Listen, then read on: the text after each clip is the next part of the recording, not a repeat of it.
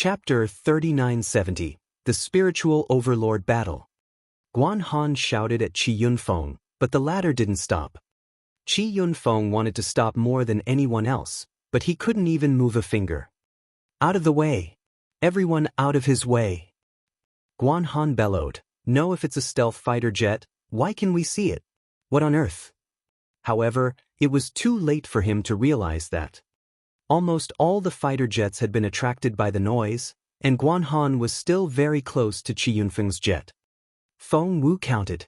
3, 2, 1. On the count of 1, she aimed her arm at Qi Yunfeng's fighter jet and started shooting. Feng Wu had made preparations for this fighter jet, and she had piled up hundreds of high-explosive bombs inside. And there was a giant keg of dynamite. Therefore, when the fighter jet was set on fire, boom! The sky exploded into flames. The explosion went on and on. Countless fighter jets were set on fire and exploded. Guan Han thought he was going to lose his mind. However, before he could react, a hand pulled him away. He was able to stay out of the fire. Guan Han thought it was his guard, because at that critical moment, only the guards would be the first to react and save him. Guan Han suddenly saw that his guards were being blown to pieces. So, who had dragged him away? Guan Han turned around abruptly, and his pupils contracted when he saw who it was. Rumble! The explosions went on and on. None of the 100 fighter jets were able to get out. They all exploded one after another. All of them were blown up. The battle on the ground had stopped.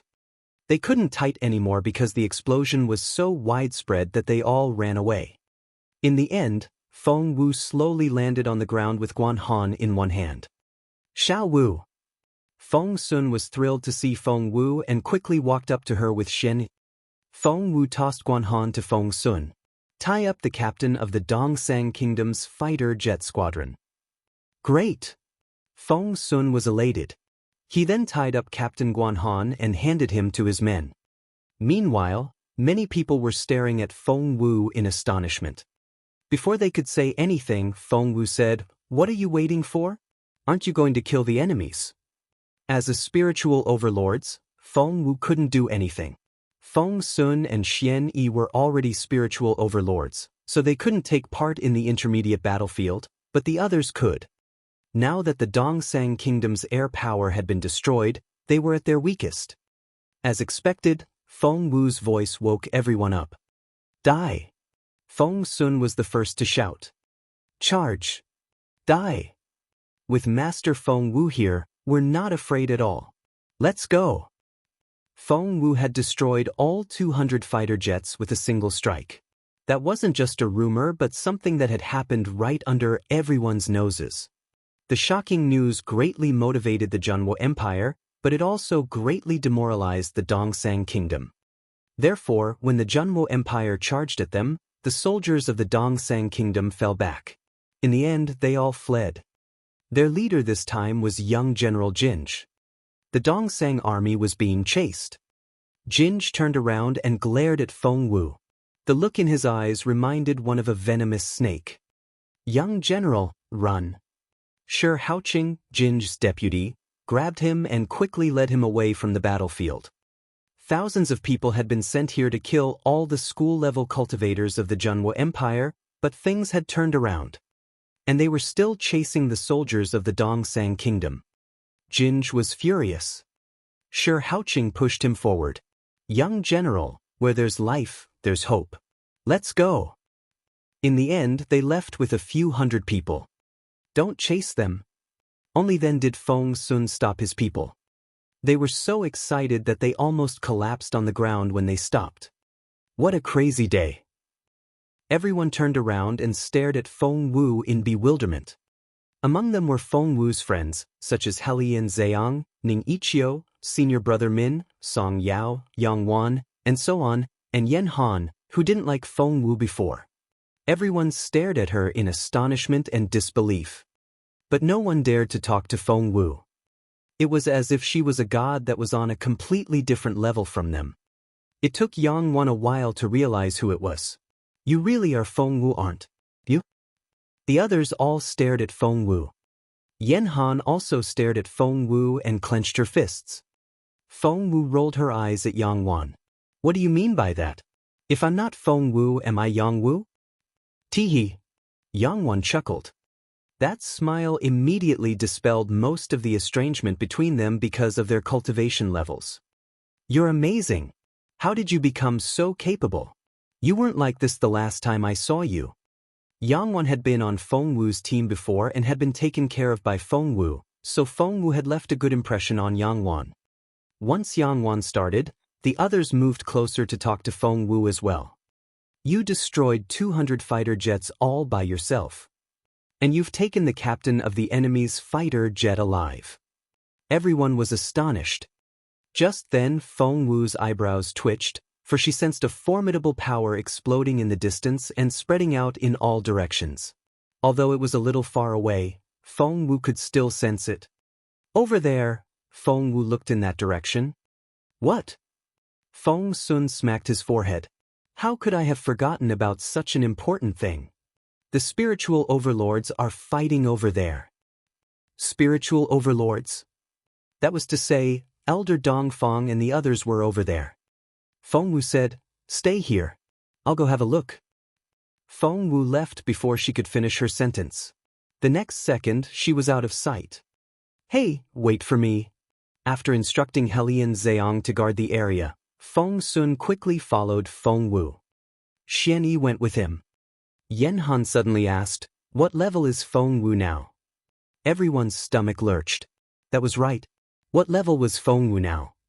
She had single-handedly destroyed 200 fighter jets.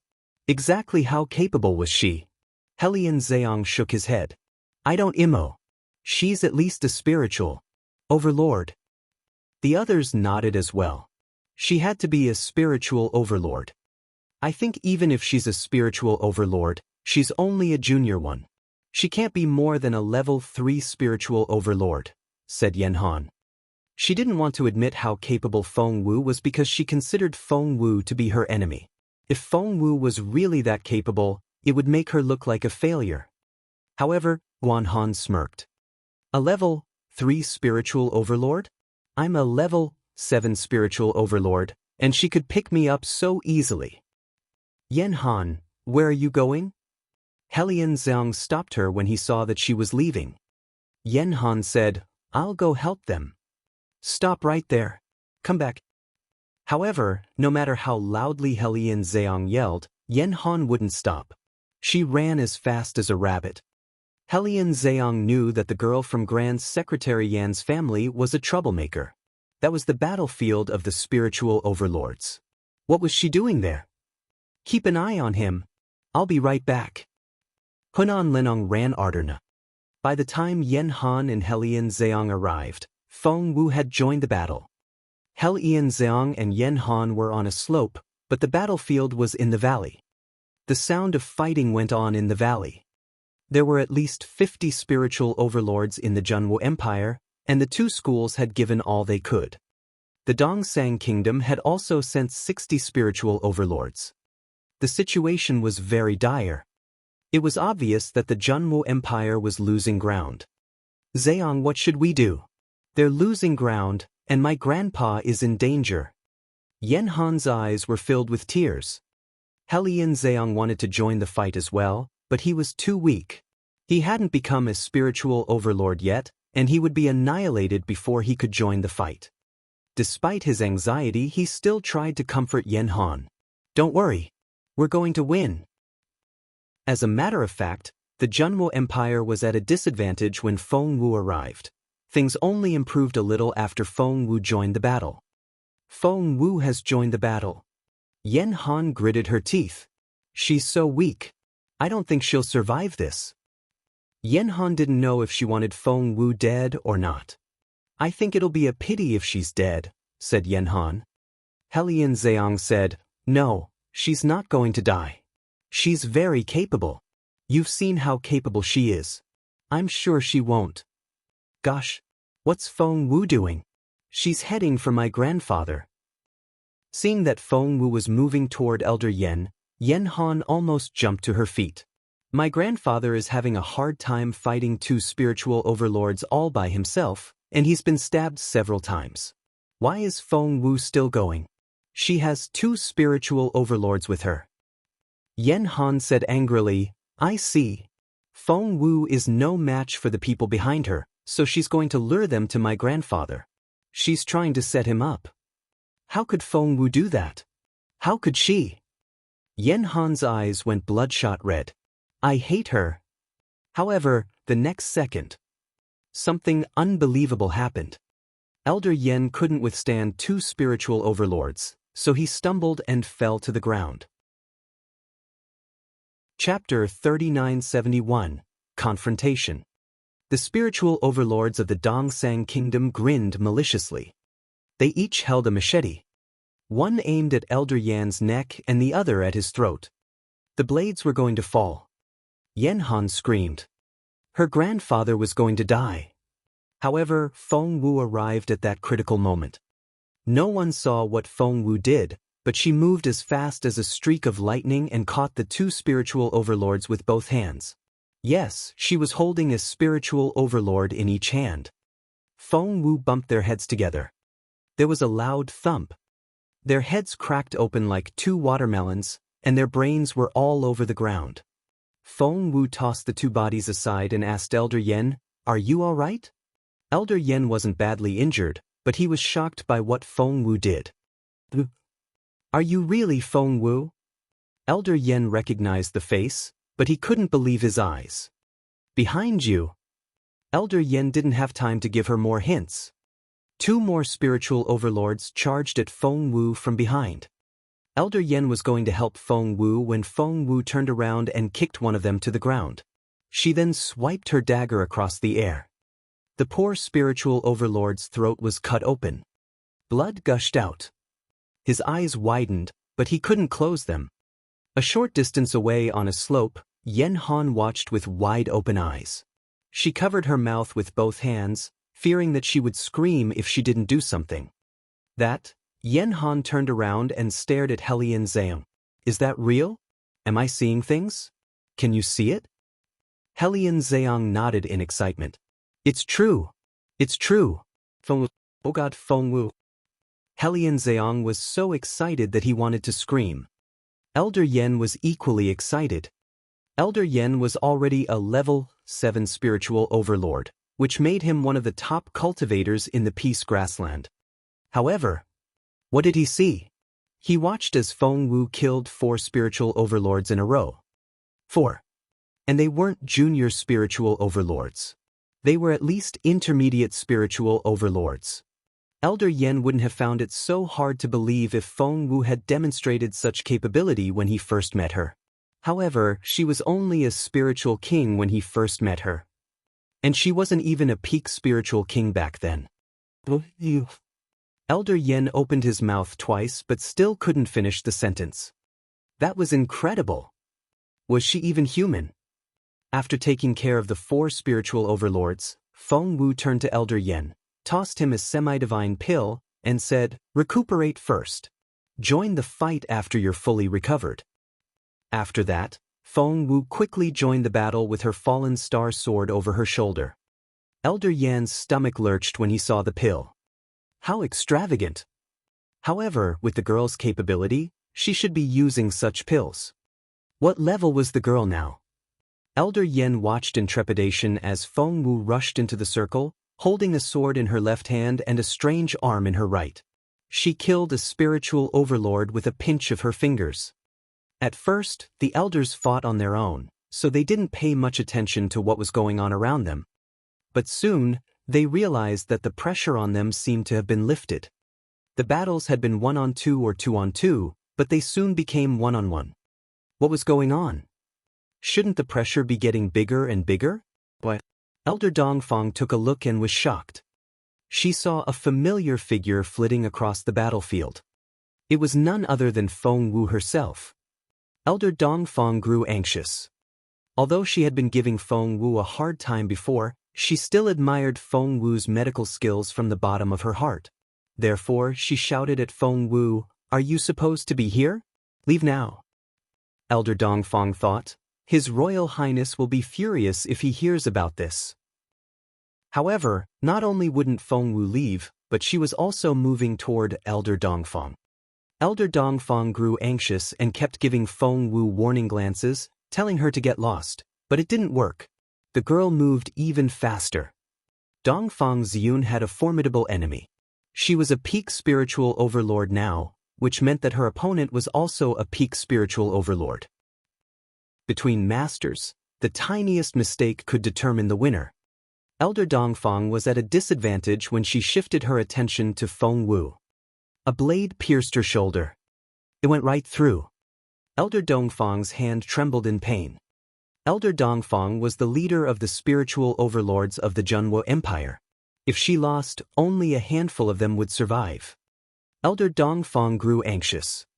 However, the more anxious she was, the more chance her opponent had. The leader of the Dongsang Kingdom spiritual overlords was Hua Xuebing, who was Elder Dongfang's opponent. Hua Xuebing stared at Elder Dongfang and smirked. "How dare you be careless in a battle against me? Don't blame me if you die. But do you know how many people will be incriminated if you die? I'm warning you. None of your men will be able to escape today." Hua Xuebing didn't just stand there.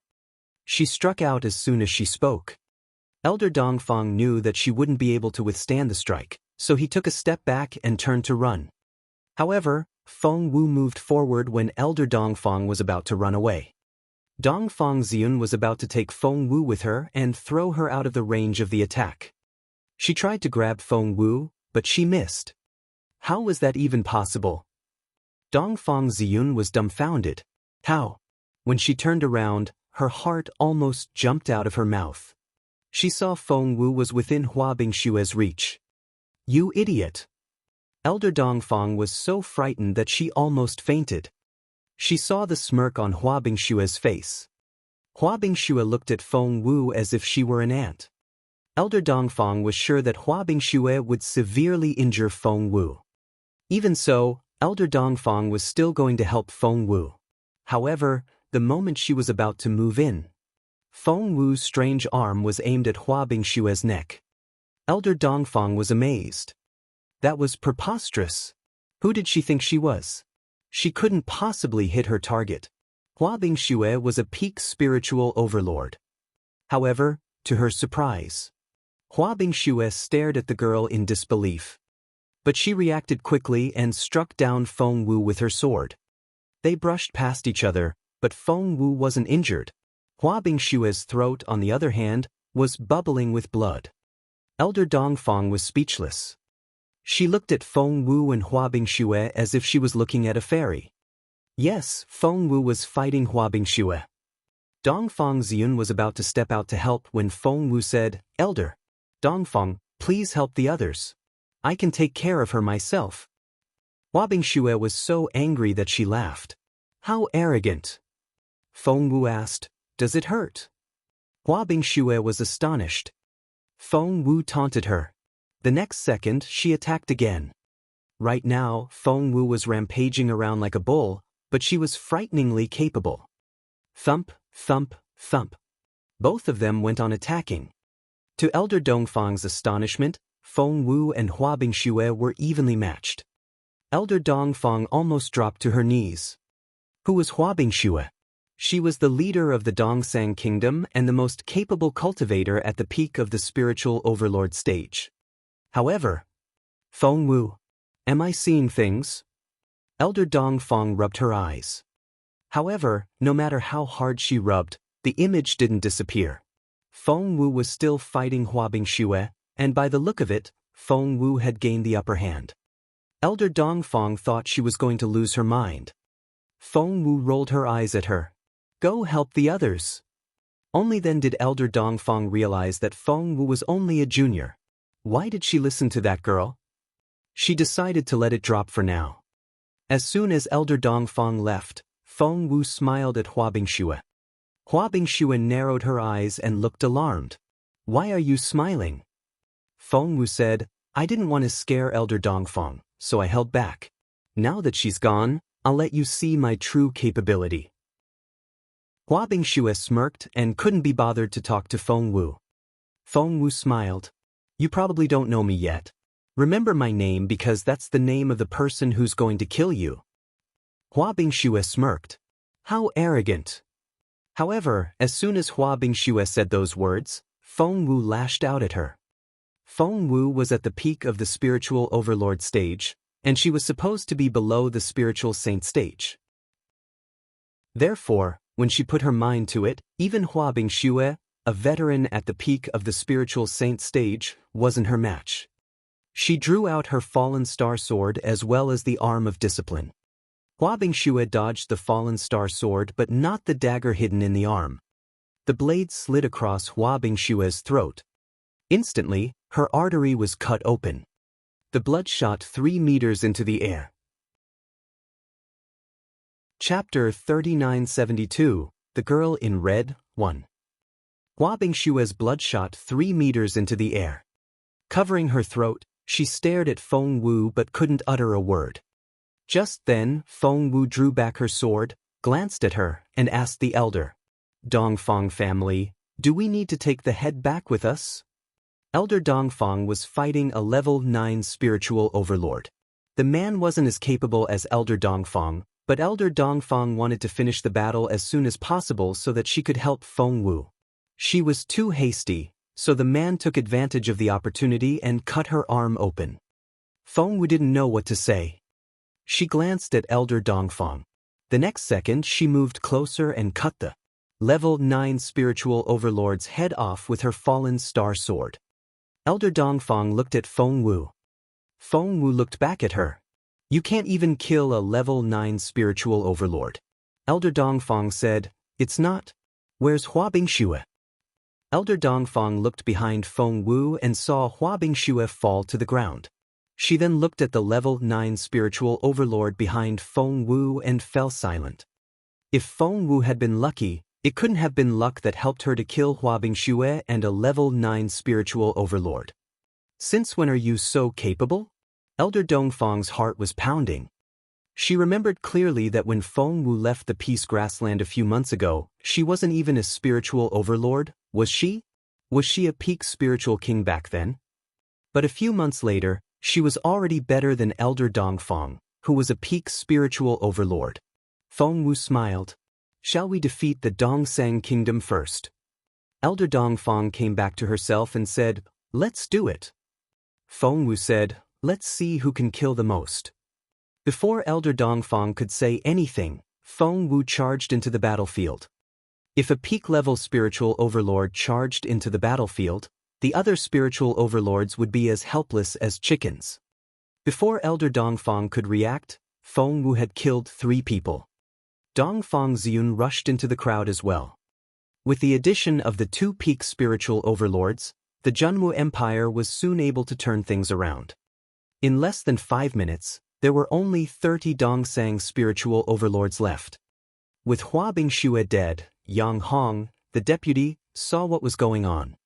The girl in the red dress charged into the crowd and killed them one at a time. It was unbelievable. Who was she? But Yang Hong couldn't care less about that now because the Dongsang kingdom only had 30 spiritual overlords left. He was the first to run away. Stay! Seeing that the man was running away, Feng Wu tried to stop him. Needless to say, this person had to be very influential. However, Yang Hong was prepared. He grabbed a person next to him and threw them at Feng Wu. The person he had caught was a spiritual overlord from the Junwu Empire. Feng Wu couldn't kill that spiritual overlord, so she had to catch him and put him down. When she looked up again, Yang Hong was nowhere to be found. Chapter 3973, The Girl in Red, 2. Yang Hong ran very fast, but the spiritual overlords of the Dongsang kingdom were in trouble. When the battle ended, only 7 of them managed to escape. 7 of them got away. What a pity! Resting her hands on her waist, Feng Wu sighed. Elder Dongfang gave Feng Wu a strange look. The other elders also gave Feng Wu indescribable looks. Elder Dongfang said quietly, Don't you know? Feng Wu was confused. What? Elder Dongfang said, We were at a disadvantage before you came. 7 of us might be able to escape, and we would have been defeated because they had 10 more spiritual overlords. But you're here. Things have turned around, and they're the ones running away. The other elders all nodded. Elder Yen said. Elder Yen almost wanted to call Feng Wu naughty girl, but he soon realized that he couldn't do that anymore. She was even more capable than Elder Dongfang now. Elder Yen corrected himself right away. Master Feng Wu, why are you so capable now? The other elders asked one after another. Feng Wu smiled bitterly. I just cultivated as I usually did. While Feng Wu was talking to the elders, Hel Ian Zheong and Yen Han looked at each other.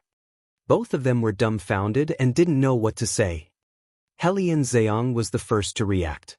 He told Yen Han, let's get out of here. If the elders find out, we'll be severely punished.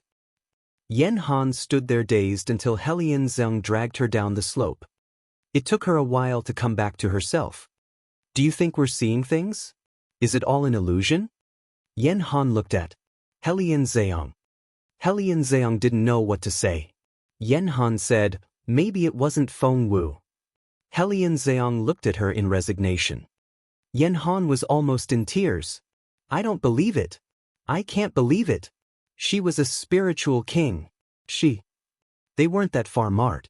But why was Feng Wu stronger than her? Grandfather all of a sudden? She was even stronger than Elder Dongfang. Hel Ian Zheong patted Yen Han on the shoulder and sighed. Get over it. Don't let your imagination run wild. Hel Ian Zheong found it unbelievable as well, but in the end, he convinced himself and accepted the fact that had shocked him. He and Yen Han had thought that Feng Wu was only a junior spiritual overlord. That was hilarious. After they left, Feng Wu went on talking to the elders. By the way, where are Mr. Lu and the others? Feng Wu asked. They've gone to the spiritual saint battlefield. Elder Dongfang looked concerned. The general has been injured. I wonder what's going to happen. She looked worried, and so were the other elders. Hearing that, Feng Wu turned to leave, but Elder Dongfang stopped her. Wait!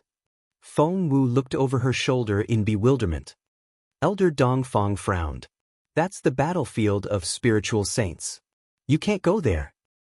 The battlefield of spiritual saints. Feng Wu gritted her teeth. No matter what, I have to try. What if they get ambushed?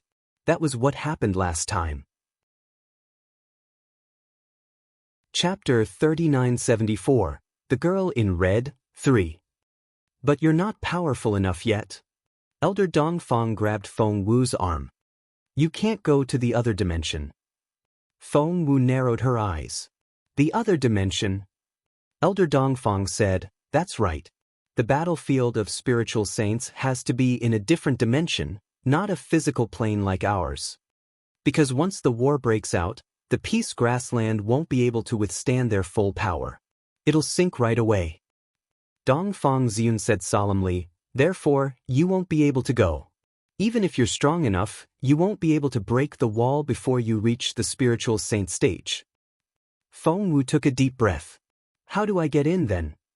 Elder Dongfang said, there's nothing we can do. Feng Wu frowned.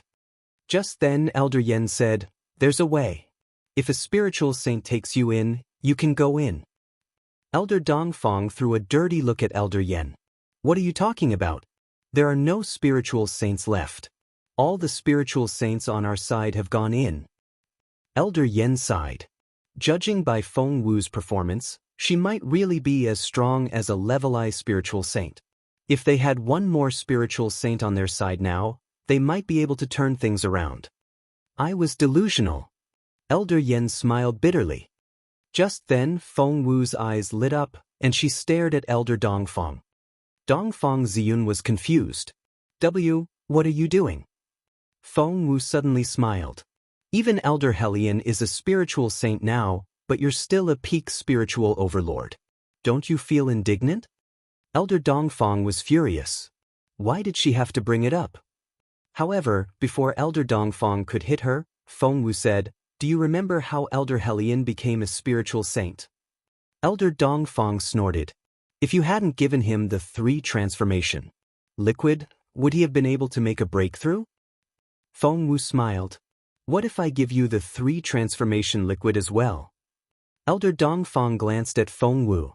Do you know how much 3 transformation liquid you need to become a spiritual saint? You'll need at least a vat of it. Aren't you already? Before Elder Dongfang could finish, a big water bucket fell on the ground. Dongfang Xian's eyes widened when he smelled it. It was the taste she had been dreaming of. As expected, many elders gave her envious looks. It was the 3 transformation liquid of all life. Back then, all the elders of Imperial College had the chance to cultivate with the 3 transformation liquid, but not the elders of the military academy. Elder Dongfang stared at Feng Wu in amazement. You! Feng Wu said, just tell me if you can do it or not. Elder Dongfang knew what Feng Wu meant. Would she be able to rise to the spiritual saint stage? Yes. Elder Dongfang smacked her thigh, and her eyes had never looked so resolute. I can do it. Feng Wu said, let's get on with it, then. Use the time to cultivate. If we're late, the battle will be over by then. Elder Dongfang asked curiously, what about you? Chapter 3975, Dongfang Cangjiang. Feng Wu shook her head. I don't need the liquid to raise my cultivation level. She couldn't even if she wanted to. Because of the rapid progress in her cultivation, her foundation was already a little shaky. Although the pills she had obtained from Patriarch Huyen had greatly improved her physical fitness, she couldn't make any more progress in the short term. Elder Dongfang nodded solemnly, then jumped into the large bucket. Time was of the essence here, and she didn't have much time to think about it. The elders envied Elder Dongfang, and their impression of Feng Wu improved as well. Although they didn't know if Elder Dongfang would succeed. If she succeeded, it would mean that Feng Wu had a shortcut to rise from the spiritual overlord stage to the spiritual saint stage. If that was the case, she would be even more important. Elder Yen and the other elders who had interacted with Feng Wu before all looked at one another and thought that they would have to get closer to Feng Wu. Seeing that the other elders had nothing better to do, Feng Wu took out the rest of the liquid and told them, that's all I have left. Please share it among yourselves.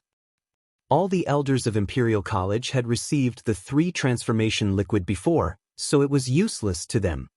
The elders of the military academy had been longing for the 3 transformation liquid for so long that they thought they would never get it. However, Feng Wi took the lionid oil and shared it with them. The elders were so touched that they almost burst into tears. Feng Wu told Elder Yen to distribute the liquid while she sat down by the bucket where Elder Dongfang was. She watched over the elder as she repaired her body. She couldn't stand the looks of gratitude from other people. Time ticked by. Elders kept making breakthroughs. Some rose from junior spiritual overlord to intermediate spiritual overlord, some from intermediate to advanced ones, and some even reached the peak of the spiritual overlord stage. The elders looked at Feng Wu as if she was a god. The elders used to be so arrogant, but now they were so grateful to Feng Wu. Feng Wu had no idea of any of this. Right now, all her attention was on Elder Dongfang, and she prayed in her head that she wouldn't fail. The longer it took, the more worried Feng Wu became. Suddenly, there was a thump. The impact sent a shockwave through the water, and the porcelain bucket shattered. Sensing the shockwave, Feng Wu immediately backed away. The moment Feng Wu stepped back, the bucket exploded, and Elder Dongfang stood there with a stern look on her face. She was much more intimidating than before. Elder Dongfang. Feng Wu cried out in surprise. She immediately realized that Elder Dongfang had succeeded. Elder Dongfang turned around and nodded at Feng Wu. It was the aura of a spiritual saint. Thank you. After the arrogant look disappeared from Elder Dongfang's face, she finally smiled and cupped her fists at Feng Wu. Little Feng Wu, I, Dongfang Cangjiang, owe you a big favor. Chapter 3976, The Spiritual Saint Battlefield. Only then did Feng Wu realize that Elder Dongfang's real name was Dongfang Cangjiang. What a masculine name. Let's go. With a wave of his hand, Elder Dongfang led Feng Wu away. Sure. Feng Wu followed Elder Dongfang and saw her tear the space open with her bare hands. The two of them went in together. This was Feng Wu's first time in a different space. As soon as she walked in, Feng Wu felt a gust of wind blowing at her. There were countless wind blades in the wind, each as sharp as a blade. If one wasn't careful, they would be cut open and bleed profusely. A golden shield appeared around Elder Dongfang, blocking out all the wind. Elder Dongfang was a little worried about Feng Wu. After all, Feng Wu hadn't reached the spiritual saint stage yet, and she probably wouldn't be able to withstand the wind. She decided to protect Feng Wu. Although it would affect her capability, Feng Wu's safety was the most important thing. When Elder Dongfang turned around to look for Feng Wu and tried to put her golden shield on the ladder, she was surprised by something. She stood ramrod straight and looked completely unaffected. Elder Dongfang noticed the scale armor on Feng Wu. The armor was in the shape of a qilin. Not only did it protect her head, torso, and all four limbs, but it also covered her head, and only her eyes could be seen.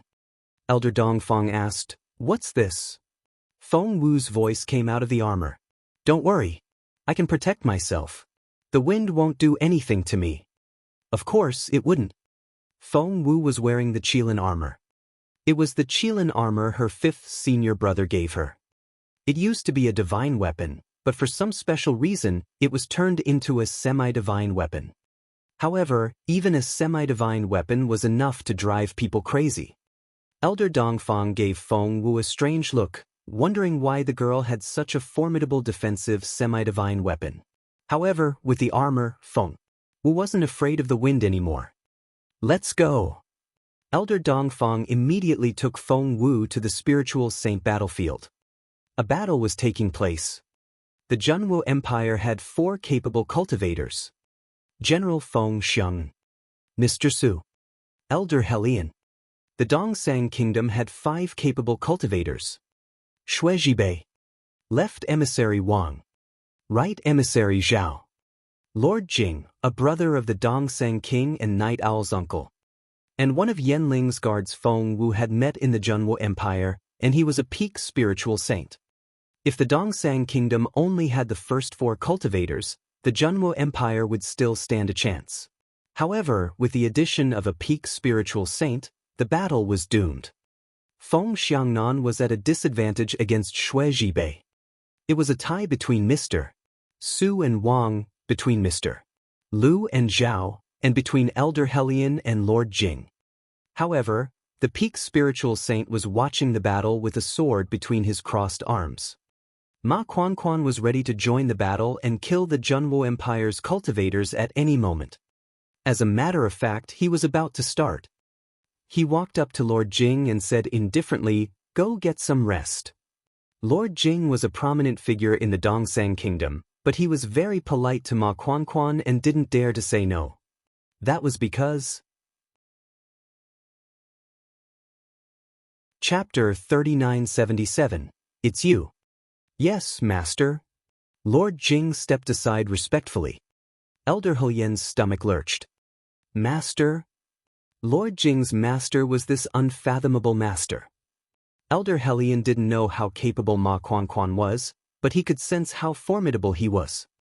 As expected, Elder Helian stumbled back when Ma Quanquan stood in front of him. Ma Quanquan struck out without hesitation. Instantly, the spiritual essence around Elder Helian became chaotic, and the air contorted, revealing his ferocious side. Die! Ma Quanquan punched out. A murderous energy filled the air. A short distance away, Feng Xiangnan, who was fighting Shui Jibei, looked over his shoulder and was astonished. Helian, fall back! Feng Xiangnan bellowed. But it was too late. Elder Helian had thought that he could move away, but Ma Quanquan made him feel like a cumbersome child. He tried to walk away, but his legs seemed to be stuck to the ground. Until, thump! There was a loud bang. Elder Helian was pushed away. Blood gushed out of Elder Helian's mouth, and he flew backward like an arrow. Behind him, the air seemed to freeze and cracks appeared on it. Thump! Elder Helian landed on the ground. The moment he hit the ground, Elder Helian felt numb, and his head went blank. He thought he was dead. Hellion. Feng Xiangnan kept looking in their direction. However, Xue Zhibei was his equal and he wasn't injured. Go keep him company. Xue Zhibei struck down at Feng Xiangnan's throat. Feng Xiangnan tilted his head to dodge, but the blade cut a long gash on his chest. The wound was so deep that one could see the bone. It was obvious that Feng Xiangnan was in an even more difficult situation. Xue Zhibei swiped his sword across the air, and Feng Xiangnan was hit in the right arm again. Blood gushed out.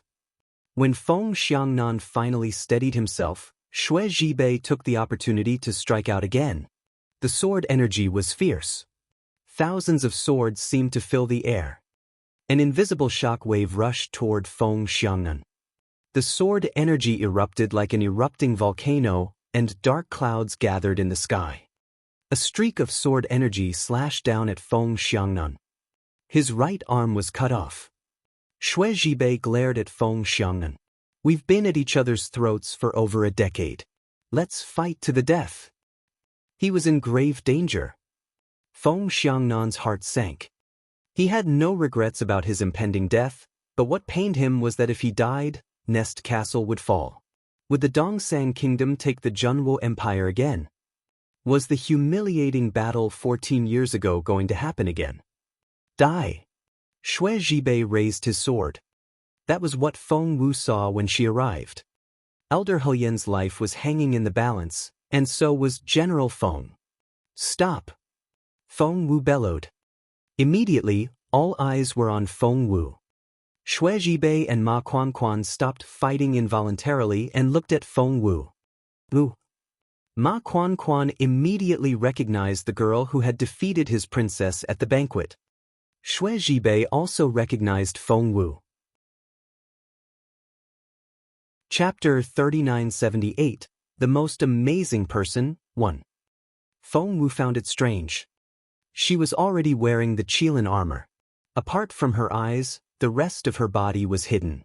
How could these people recognize her? What she didn't know was that these capable cultivators didn't just recognize a person by their appearance, but by their aura as well. But Feng Wu couldn't care less about that now. She stared at Xue Zhibei and said, "Stop." "And you, stop it too," Feng Wu said firmly. Ma Quanquan frowned. Because of Princess Yanling, he felt that the girl seemed to be hiding a big secret. Xue Zhibei looked at Feng Wu and smirked. "Young lady, you're not supposed to be here. I won't kill you just yet. You can go now." Feng Xiangnan glared at Feng Wu and shot her a warning glance. "Leave now. She shouldn't be here. What was she doing here? Bring Jun Linyuan here." Feng Wu knew perfectly well what her godfather meant. If Jun Linyuan could come here, he would have done so already. He was in a critical moment like this, and he couldn't just walk out of his seclusion. Feng Wu shook her head at Feng Xiangnan. Feng Xiangnan lost all hope. Jun Linyuan couldn't come? If that was the case, they didn't stand any chance at all. Since Jun Linyuan couldn't come. Leave now. Feng Xiangnan said angrily. "Go tell His Majesty to get ready for war." Xue Zhibei laughed. "Feng Xiangnan, I never thought I would hear you sound so anxious." Feng Xiangnan glared at Xue Zhibei. Xue Zhibei shook his head. "Let's end it." After that, he struck out. At that critical moment, Feng Wu stepped out and blocked Feng Xiangnan's way. Clang! There was the cold sound of clashing weapons. Everyone looked in their direction. Xue Zhibei's sword hit Feng Wu, and the metal clashed. Feng Wu took 3 steps back to offset the pressure. "Xiao Wu!" Feng Xiangnan blanched. Dragging Feng Wu to his side, he looked her up and down. "Kiddo, why did you do that? Do you want to die? Are you all right?" Xue Zhibei's strike almost knocked Feng Wu out. Judging by her appearance, she looked all right because most of the attack power was offset by the armor. However, Xue Zhibei was much more capable than Feng Wu, and the impact from the armor had shaken Feng Wu's internal organs. Feng Wu almost spat out a mouthful of blood. She only realized what had happened when Feng Xiangnan grabbed her arm. What? Feng Wu realized she could move. That wasn't the most important thing. She noticed something incredible. She realized that the spiritual essence Xue Zhibei exerted on the armor had been transferred to her in a mild way. Moreover, it had reached her dantian through her limbs. Feng Wu was astonished. She had never expected that the armor could have such a nice function. No, it can't be. Feng Wu murmured in surprise. However, when she examined it again, she realized that the spiritual essence could still gather and get used in attacks after it entered her dantian. Feng Wu was thrilled. That was to say, she could use the armor as a hub. Chapter 3979, The Most Amazing Person, 2. That was to say, she could use the armor to absorb the opponent's spiritual essence before attacking them. That was the best news. Just then, Xue Zhibei attacked again. Feng Wu pushed Feng Xiangnan away and ran up to Xue Zhibei. Xue Zhibei looked surprised, but he soon realized that Feng Wu was trying to trick him. The girl seemed to be at the peak of the spiritual overlord stage. She shouldn't be able to withstand his lethal strike. This time, Xue Zhibei made another strike. The fluctuation of the space in front of him smashed into Feng Wu, throwing her out of the way. After Feng Wu and Xue Zhibei started fighting, the others stopped fighting and were all watching them. Feng Wu flew backward. The Qilin armor had withstood 90% of the attack, but the remaining 10% was enough to give Feng Wu a headache. Cough. Blood rushed to Feng Wu's head, and she tasted blood in her throat. Xue Zhibei smirked and ignored Feng Wu. When he was going to attack the others again, Feng Wu stumbled back to her feet. Xue Zhibei, is that all you can do? Feng Wu's voice was full of provocation. Xue Zhibei was speechless. He turned around and looked at Feng Wu in amazement. He had used all his power in 2 strikes, but the girl still hadn't been defeated. Wasn't she a peak spiritual overlord? Wearing the scaled armor, Feng Wu slowly walked up to Xue Zhibei and smirked. You can't kill me. Xue Zhibei narrowed his eyes. He was already an intermediate spiritual saint, and even a junior spiritual saint wouldn't be able to withstand his attack, but Feng Wu was only a spiritual overlord. How could she withstand it? Do you want to die that badly? I'll grant your wish. After that, Xue Zhibei struck out at Feng Wu. Feng Xiangnan shielded Feng Wu with his own body. Feng Wu smiled at Xue Zhibei. Is that all you can do? Xue Zhibei stared at Feng Wu with narrowed eyes, as if he was thinking. Ma Quan suddenly realized something. She's stalling. Xue Zhibei's face turned livid as he stared at Feng Wu. Stall for time? Is there anyone else in the Zhenwo Empire that they can use? Xue Zhibei turned to look at Ma Quan. Didn't you say that Jun Linyuan was missing? Ma Quan nodded. That's true. Xue Zhibei asked, who else can the Zhenwo Empire count on? Ma Quan frowned and shook his head. As far as he knew, Master Ling Hu couldn't leave Emperor Wu's capital, so who else could it be? Xue Zhibei sneered at Feng Wu. Since no one is coming, none of you are going to leave this place alive. Xue Zhibei stared at Feng Xiangnan. Since we've been fighting each other for so many years, I'm going to allow you to have an intact body. Kill yourself. Feng Xiangnan's face was livid. There was no frustration on his weathered face, but only tenacity. Kill himself? That was impossible. Let her go. She's still young, Feng Xiangnan pointed at Feng Wu. She's not a spiritual saint yet.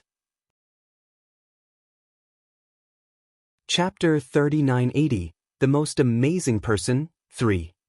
Xue Zhibei shook his head and told Feng Xiangnan, no. Feng Xiangnan said, Xue Zhibei, you've broken the rules. This is supposed to be a battlefield for spiritual saints, not spiritual overlords. Xue Zhibei smirked. She's only a spiritual overlord, but she still came here. Who's going to stop her? Plus, in the face of absolute power, rules are meant to be broken. Since you won't kill yourself, there's a way that I can spare her life. Xue Zhibei smiled at Feng Wu. Kiddo, I'm going to give you a chance. Your godfather risked his life for you. With a clang, Xue Zhibei tossed his sword in front of Feng Wu. Take this sword and kill Feng Xiangnan yourself. You'll live. Go. Xue Zhibei smiled at Feng Wu, looking forward to seeing Feng Xiangnan killed by the person he protected. Staring at his archenemy, Feng Xiangnan trembled violently, and his pupils contracted. Xue Zhibei had created a dilemma for Feng Wu. It was a difficult task that tested one's character. That won't be necessary. Fearing that Feng Wu would have a hard time, Feng Xiangnan picked up the sword and tried to slit his throat. Wait! Feng Wu grabbed the sword. But Feng Xiangnan was determined. Father! Feng Wu gritted her teeth. You can't do that. Put down your sword. But Feng Xiangnan wouldn't let it drop. Feng Wu shouted angrily, Where did you get that confidence from? Will they let me go after I kill you? Do you believe in their honor or their conscience? If they had a conscience, they would have signed the peace treaty a long time ago. Why would they tear it up? Father, don't believe a word they say. The only thing you can trust is your capability. Feng Xiangnan smiled bitterly. He knew perfectly well that the other side couldn't be trusted, and he also knew that the only thing he could trust was his capability. However, he couldn't bring himself to put Feng Wu under such pressure. Trust me. We're not going to lose. Feng Wu said earnestly. We won't. Immediately, all eyes were on Feng Wu. Feng Xiangnan, Mr. Liu, Mr. Su, Elder Helian, and Elder Dongfang all looked expectantly at Feng Wu. Was it Jun Linyuan? Would the crown prince be here in time? So what if Jun Linyuan can get here? We still have a peak spiritual saint. Ma Chuanchuan's voice rang out in the crowd. Jun Linyuan is just one more spiritual saint from the Junwo Empire. Feng Xiangnan and the others were filled with despair. They were still short of a peak spiritual saint. Ma Quanquan shook his head and said to Xue Zhibei, Xiaobei, don't waste your time. Yes, master. Xue Zhibei stared at the crowd and said indifferently, In that case, all of you can go to hell. The divine phoenix blood is finally gone. It'll be a great relief for His Majesty. After that, a giant ball of light appeared on Xue Zhibei's chest. Standing next to him, Ma Quanquan was ready to give it his all. The battle could start at any moment. The Junwo Empire was on the verge of collapse. At that critical moment. Stop! They heard a cold voice. Chapter 3981, He's Here, 1. They heard a cold voice. Everyone looked up in the direction of the sound and saw a streak of light. A formidable cultivator had landed in front of them. People of the Junwo Empire had thought that Jun Linyuan was here, but even if Jun Linyuan was here, it wouldn't change anything.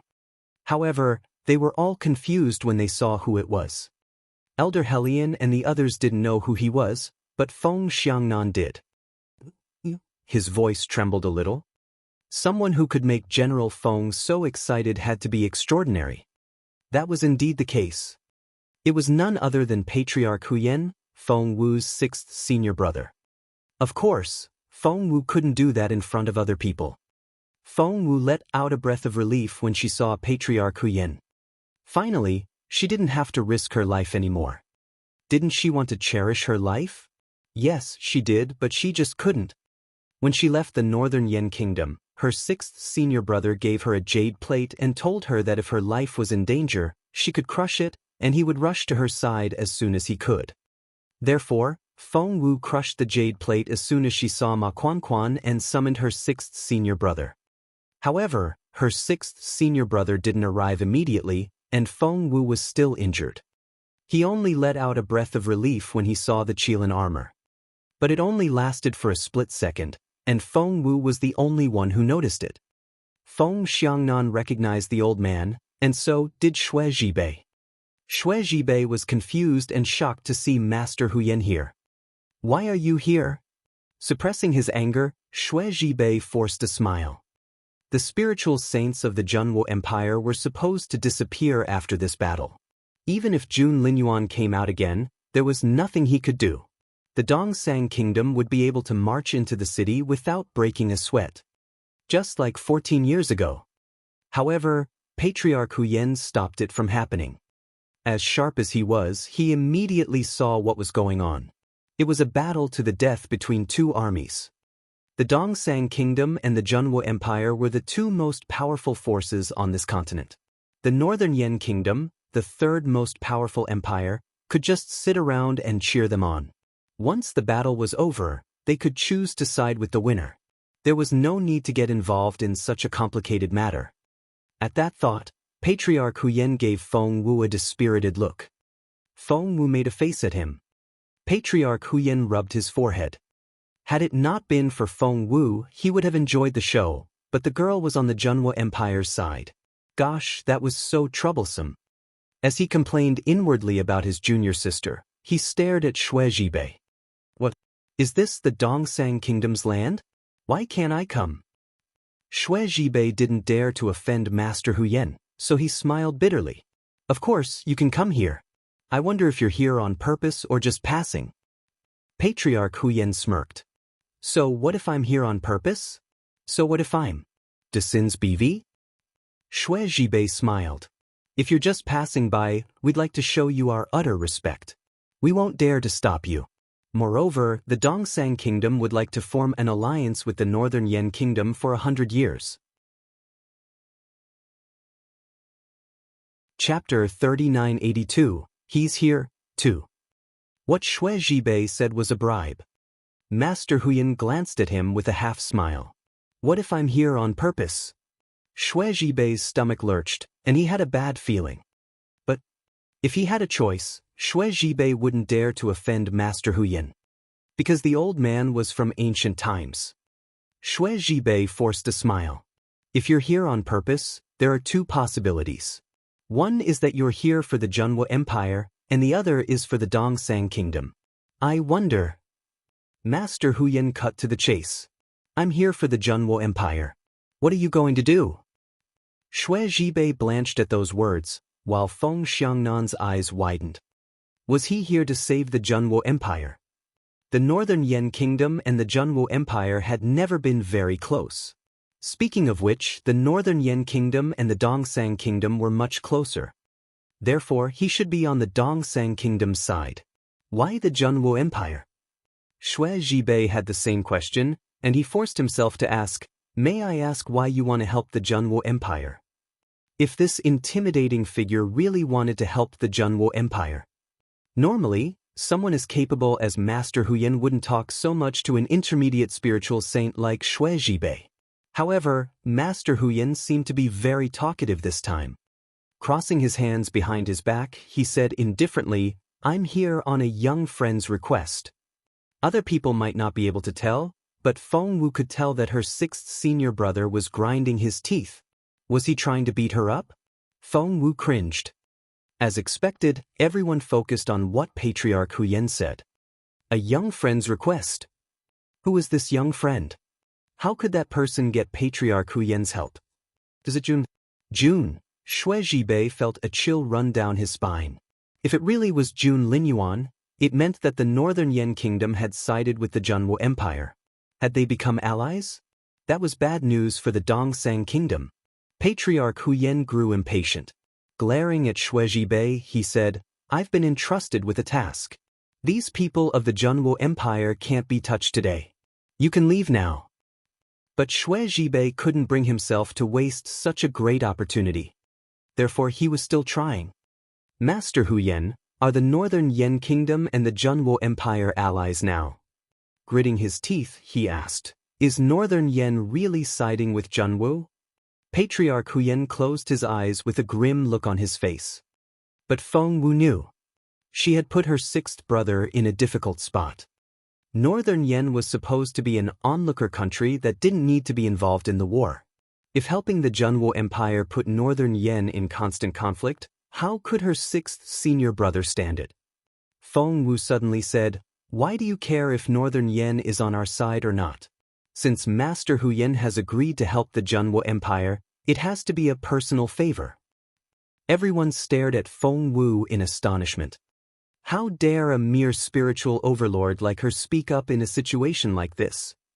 Even Mr. Liu, a spiritual saint, didn't dare to make a sound, nor did Elder Helion, a new spiritual saint. Chapter 3983, He's Here, 3. Feng Wu hadn't reached the spiritual saint stage yet, so it was only natural that she trembled in fear. No, she wasn't qualified to be here. Not only wasn't she shivering, but she was also chatting and laughing as if she was the host. Feng Xiangnan tugged at Feng Wu's sleeve and glared at her. "Shut up, young lady. Can't you see that I'm too scared to make a sound?" Patriarch Huyen belonged to the same era as Master Linghu. He was in the same generation as the matriarch of the Firmament Palace. However, even when Feng Xiangnan tugged at her, Feng Wu still grinned at Patriarch Huyen. "Sir, do you think I have a point?" She was smiling like a little monkey. Even the spiritual saints of the Zhenwu Empire were worried that Feng Wu would offend Master Huyen. After all, the legendary Patriarch Huyen had a short temper. Xue Zhibei and the others also sneered at the arrogant girl. Master Huyen glanced at the girl and grunted. Yes. That was it. Xue Zhibei suddenly had a strange feeling. Somehow, he felt that Patriarch Huyen was treating the girl better than he treated other people. Feng Wu grinned. "We don't dare to ask which friend of yours made that request, but I'm sure they don't want to drag the neutral Northern Yen Kingdom down with them either." Patriarch Huyen's eyes lit up a little when he looked at Feng Wu. He didn't expect his junior sister to be so smart. Their master was amazing. If he picked Feng Wu as his last pupil, she had to be the most brilliant of the 7 disciples. At the thought of his master, Patriarch Huyen felt guilty for not taking good care of his junior sister. Feng Wu smiled. "Therefore, I won't take up too much of your time. How about you protect us for 3 months? When Jun Linyuan came out of seclusion 3 months later, he would be invincible." 3 months. Xue Zhibei was the first to shake his head. According to the deadline set by the Dayan Empire, Dongsang needed to destroy the Zhenwu Empire in 2 months. The army should wipe out everything in their path.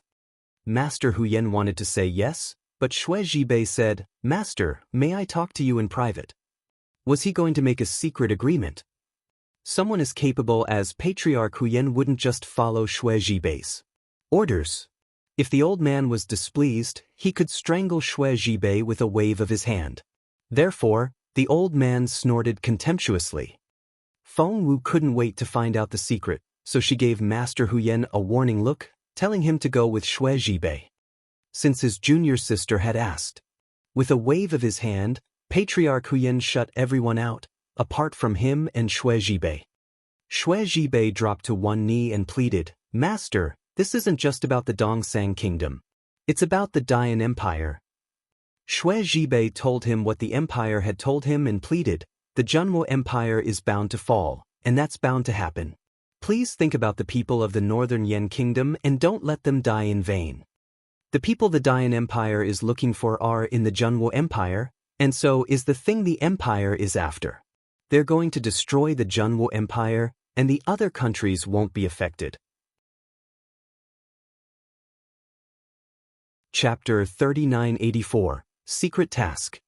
"Master, please show some mercy to the people of Northern Yen," Xue Zhibei said sadly.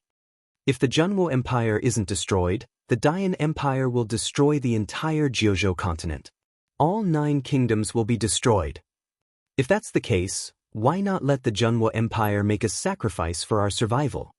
We'll live if they're dead." Xue Zhibei's words kept replaying in Huyen's head. The Dayan Empire. Patriarch Huyen's face turned livid at those words. What an empire! Wasn't it enough to destroy the continent once? Were they going to do it again? Patriarch Huyen smirked inwardly. However, Feng Wu was right. He needed to stall. Therefore, he said indifferently, 3 months. Xue Zhibei looked at him in bewilderment. Patriarch Huyen smirked. "You're not allowed to lay a finger on the Zhenwu Empire for 3 months. That way, I'll be able to answer to my young friend." Xue Zhibei kept his gaze on Master Huyen. Seeing how stubborn the old man was, Xue Zhibei could only sigh and went back to talk to Ma Quanquan. Ma Quanquan was a spiritual saint, and he could do whatever he wanted in the outside world. However, he didn't dare to be careless in front of Master Huyen. Someone above the spiritual saint stage was a very prestigious figure even in the empire of Dian. They couldn't defeat him. Ma Quanquan had no choice but to nod at Xue Zhibei. 3 more months didn't matter. The most important thing was to destroy the Junwo Empire. Blood would flow like rivers and lives would be lost. As for why, Ma Quanquan didn't know the answer. He only knew that was what his lord told them. Soon, Ma Chuanxue and the others left. Feng Wu had picked up Feng Xiangnan's severed limb and steadied him. Patriarch Huyen was about to leave, but Feng Wu still had something to tell him, so she stopped him involuntarily. Patriarch! The others jumped at her voice. Patriarch Huyen was leaving, but the girl had just called him. How bold! It just so happened that Patriarch Huyen looked back at Feng Wu, and if the others weren't mistaken, they saw resignation in his eyes.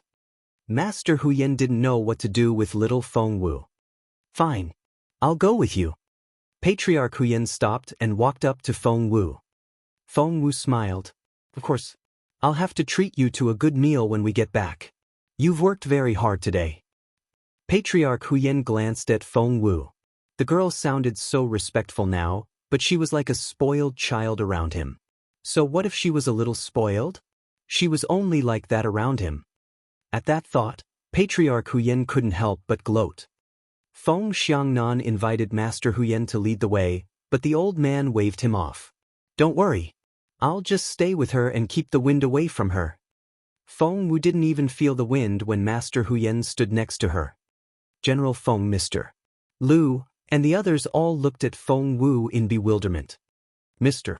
Su was also giving Feng Wu strange looks. When the girl joined the Imperial College, Mr. Su actually had a problem with her. However, after Feng Wu's achievements, Mr. Su changed his opinion of her over and over again. Chapter 3985.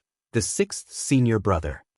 By now, his curiosity about Feng Wu had outweighed his dislike. Especially today. Mr. Su walked behind them and stared at the 3 people in front of him. Feng Wu supported Feng Xiangnan as they walked, while Patriarch Huyen stood next to Feng Wu as if he was ready to protect her at any moment. Mr. Su nudged Mr. Lu with his elbow. Mr. Lu looked at him in bewilderment. Mr. Su whispered, "What's the girl's relationship with Master Huyen?" Mr. Lu shook his head. How was he supposed to know? But what did little Feng Wu have anything to do with Northern Yan's pillar? It had to be the first time they had met. Mr. Su glanced at Mr. Lu and clicked his tongue. It couldn't be the first time they met. If he was guessing right, His Royal Highness had introduced Feng Wu to the Patriarch once before. That was why they seemed so familiar. So the young friend that Master Huyen was talking about was. Of course, Patriarch Huyen, who was walking in the front, heard them. However, he didn't like it when someone tried to take Feng Wu's credit. Jun Linyuan? Of course, it's not him, said Patriarch Huyen. Mr. Su stumbled and almost fell to the ground. Behind Mr. Su, Elder Helian and Elder Dongfang exchanged looks, and both lowered their heads. Even Mr. Su, who had been so arrogant in front of them, was frightened by Master Huyen. That was new. But if it wasn't His Royal Highness, then who was it? The others were all confused. After they left the other dimension, Elder Dongfang said anxiously, I wonder how the intermediate battlefield is doing. I'll go have a look first. She dashed off after that. Elder Helian was about to follow her when Feng Wu stopped him. Don't worry. The battlefield is fine. Elder Helian looked at Feng Wu. How do you know that? Feng Wu shrugged. Of course, she knew that. She had single-handedly destroyed 200 fighter jets, and she had captured their captain as well. Feng Wu said, Go find Helian Zheong. I think he's holding the captain of the Dongsang Kingdom's fighter jet. Elder Helian looked at Feng Wu in amazement. Feng Wu waved him off. Go. Why don't you believe me? Just ask your grandson. After Elder Dongfang and Elder Helian left, Mr. Lu and Mr. Su went back to their own courtyards to treat their wounds. Hence, Feng Xiangnan, Feng Wu, and Patriarch Huyen were the only ones left in the general's residence. Feng Wu sat Feng Xiangnan down on the chaise lounge and tried to reattach his right arm. If she didn't put it back in time, it would damage his cultivation in the future. However, Feng Xiangnan told Feng Wu to attend to Master Huyan first. After all, to Feng Xiangnan, Patriarch Huyan was a senior of Master Ling Hu's generation, and he couldn't afford to show any disrespect. Feng Wu didn't know what to say, but let him find a place to sit. Feng Xiangnan was dumbfounded.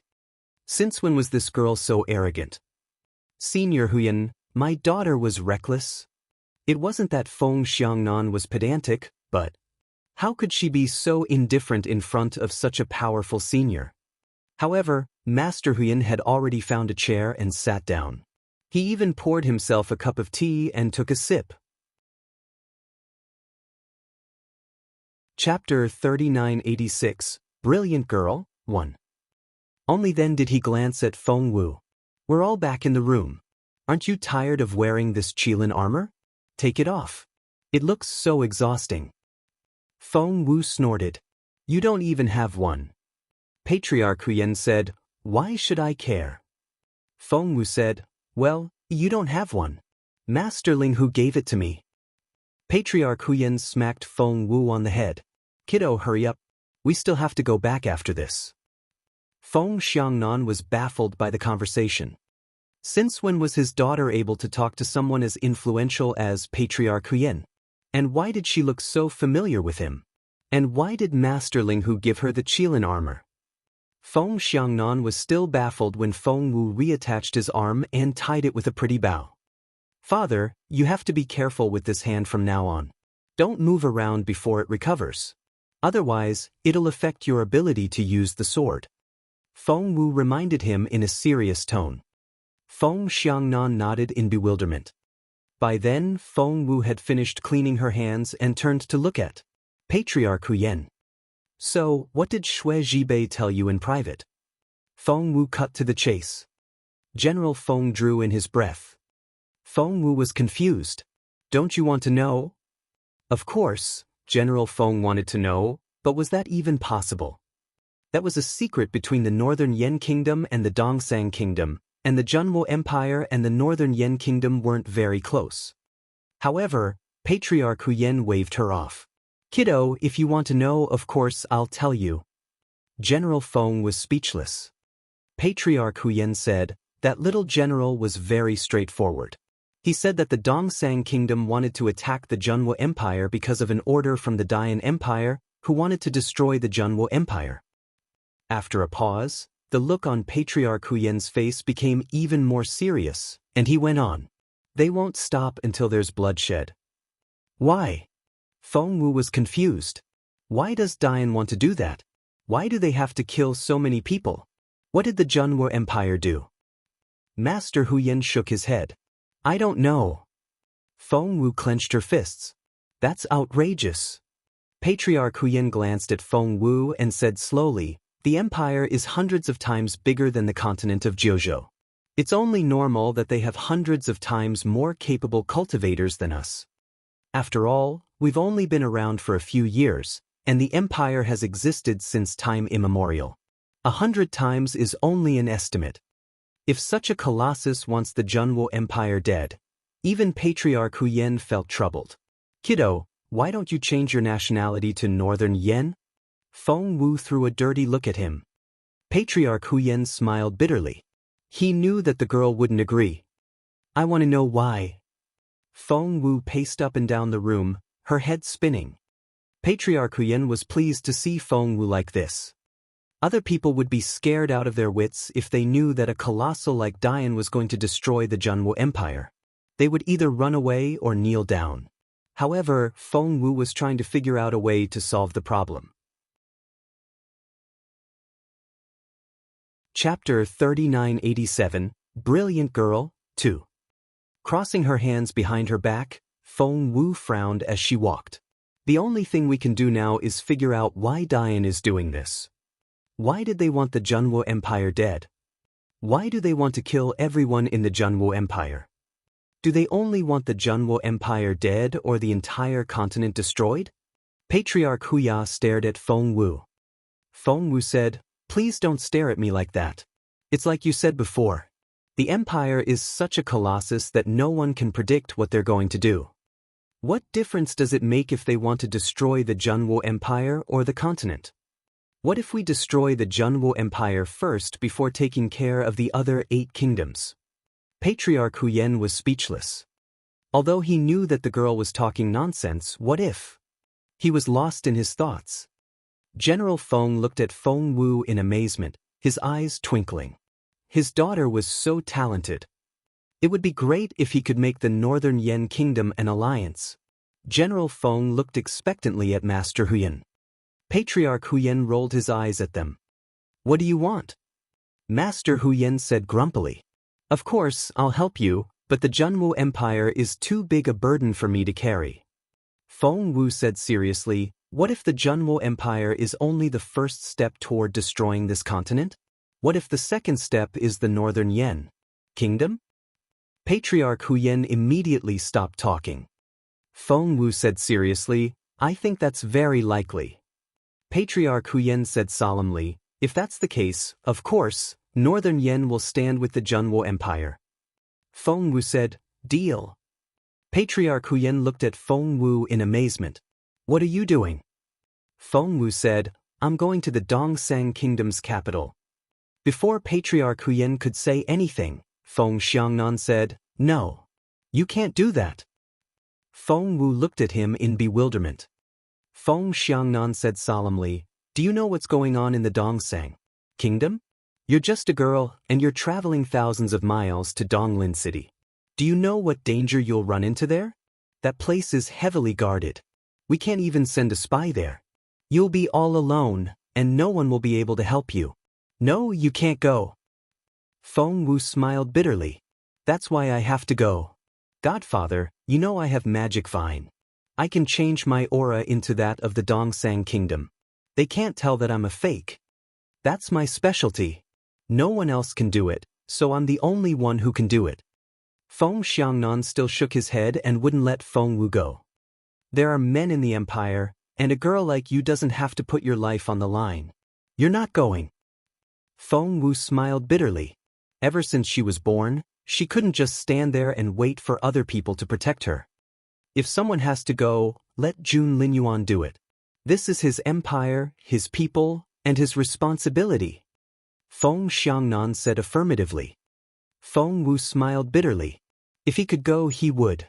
No one can stop him, but he can't go now. Feng Wu then told him about the ambush in the Northern Yen Kingdom. Chapter 3988. His junior sister insisted. Feng Xiangnan asked, is he injured? Feng Wu nodded. He can't come out for 3 months. He can't get injured again. General Feng nodded. When he heard that Jun Linyuan had single-handedly defeated so many spiritual saints, General Feng was astonished.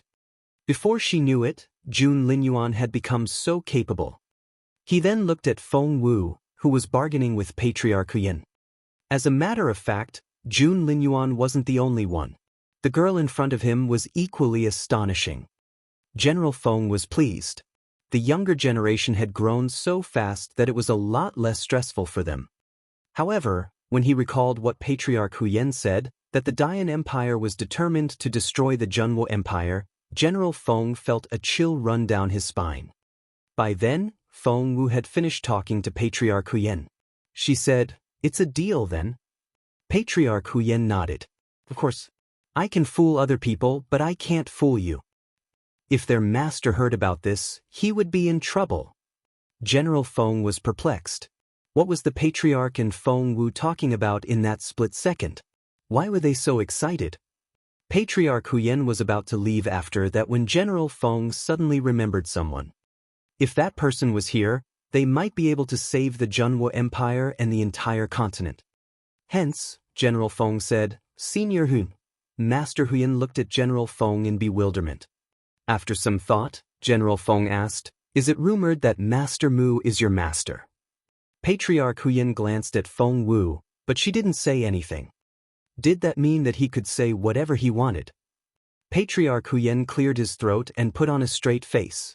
Why do you ask? General Feng said eagerly. If we can find Master Mu, maybe? Patriarch Huyen was speechless. Only one person in this world knows where he is. Feng Xiangnan asked excitedly, Who is it? Please tell me. Patriarch Huyen dampened his enthusiasm. If that person could show up, would the Dayan Empire still be so arrogant? Do you know what happened back then? Seeing the expectant look in Feng Wu's eyes, Patriarch Huyen stopped talking involuntarily. He couldn't afford to reveal this secret. Senior, which master knows where Master Mu is? Master Huyen glanced at Feng Wu and said grumpily, Who else could it be? It's the young friend who has asked me to protect your empire. Feng Xiangnan was shocked. And that is? Master Huyen had denied Jun Linyuan's claim, but no one else in the Zhenwo Empire was capable enough to make him come here. Patriarch Huyen waved him off. He also wanted to know where his master was, but his junior sister had kept it a secret and wouldn't say a word. What choice did he have? You'll have 3 months. Take care of yourselves. In the end, Master Huyen left. Feng Xiangnan's headache at the thought of what would happen 3 months later. Feng Wu comforted him. Jun Linyuan will come out of seclusion in 3 months, which is why I've asked for 3 months. Feng Xiangnan shook his head with a wry smile. After all, the girl had no idea how terrifying the Dayan Empire was. No individual could withstand the Dayan Empire all by themselves. No matter how powerful Jun Linyuan was, he was still one man. Even if he made it to that legendary stage. Chapter 3989. Relationship with Patriarch Huyen. However, Patriarch Huyen was already at that level, and he was still intimidated by the Dayan Empire. So, Feng Xiangnan looked at Feng Wu and asked casually, You seem to be very familiar with Master Huyen. Feng Wu said, Well, not really. We're just friends. Does my godfather suspect that I'm Patriarch Huyen's friend? As a matter of fact, General Feng didn't suspect Feng Wu at all because he asked, Who do you think that friend of Master Huyen's is? If we can find him, we'll be able to find Master Mu. Once we find Master Mu. Feng Wu shook her head. Forget about it. If Master Mu could come out, he would have done so already. Since we haven't heard from him, it only means that he's dead. Feng Xiangnan heaved a sigh. Feng Wu stared at General Feng. No, her master was alive. General Feng rubbed Feng Wu's head. What do you know? Why would I tell you that? Feng Wu didn't know what to say. But you really can't go to the Dongsang Kingdom. Got it? General Feng reminded Feng Wu. Just then they heard a voice outside. It was Mr. Lu. Mr. Lu had to be here for something important. Got it? General Feng reminded Feng Wu again. Feng Wu grinned but didn't say yes. General Feng decided that he would talk to the girl after talking to Mr. Lu so that she wouldn't run off to Donglin City. However, when General Feng and Mr. Lu came back from their discussion, Feng Wu was nowhere to be seen. General Feng paled and rushed out. After searching for Feng Wu for a while, General Feng still couldn't find her, so he went straight to Elder Helion. Elder Helion was thrilled to see General Feng.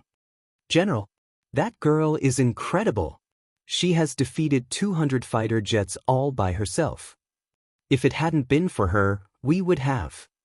Only then did General Feng realize that the girl had made such a great achievement before she went to the spiritual saint battlefield.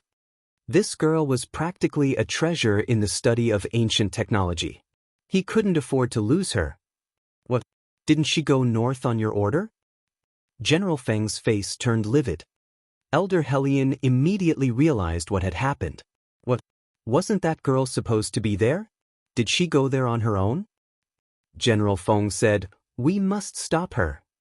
Elder Helion said, At her speed, she should have reached Sun Castle by now. General Feng was speechless. Just as Elder Helion expected, Feng Wu had entered Sun Castle. This wasn't the first time Feng Wu had been here, so she knew the way like the back of her hand. She was even able to sneak into Sun Castle with great ease.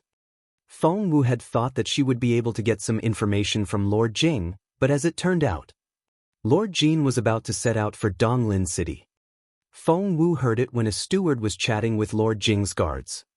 Feng Wu also received some very important information. It would take a normal person at least a month to get to Donglin City, but there was a portal between the Sun Castle and the city.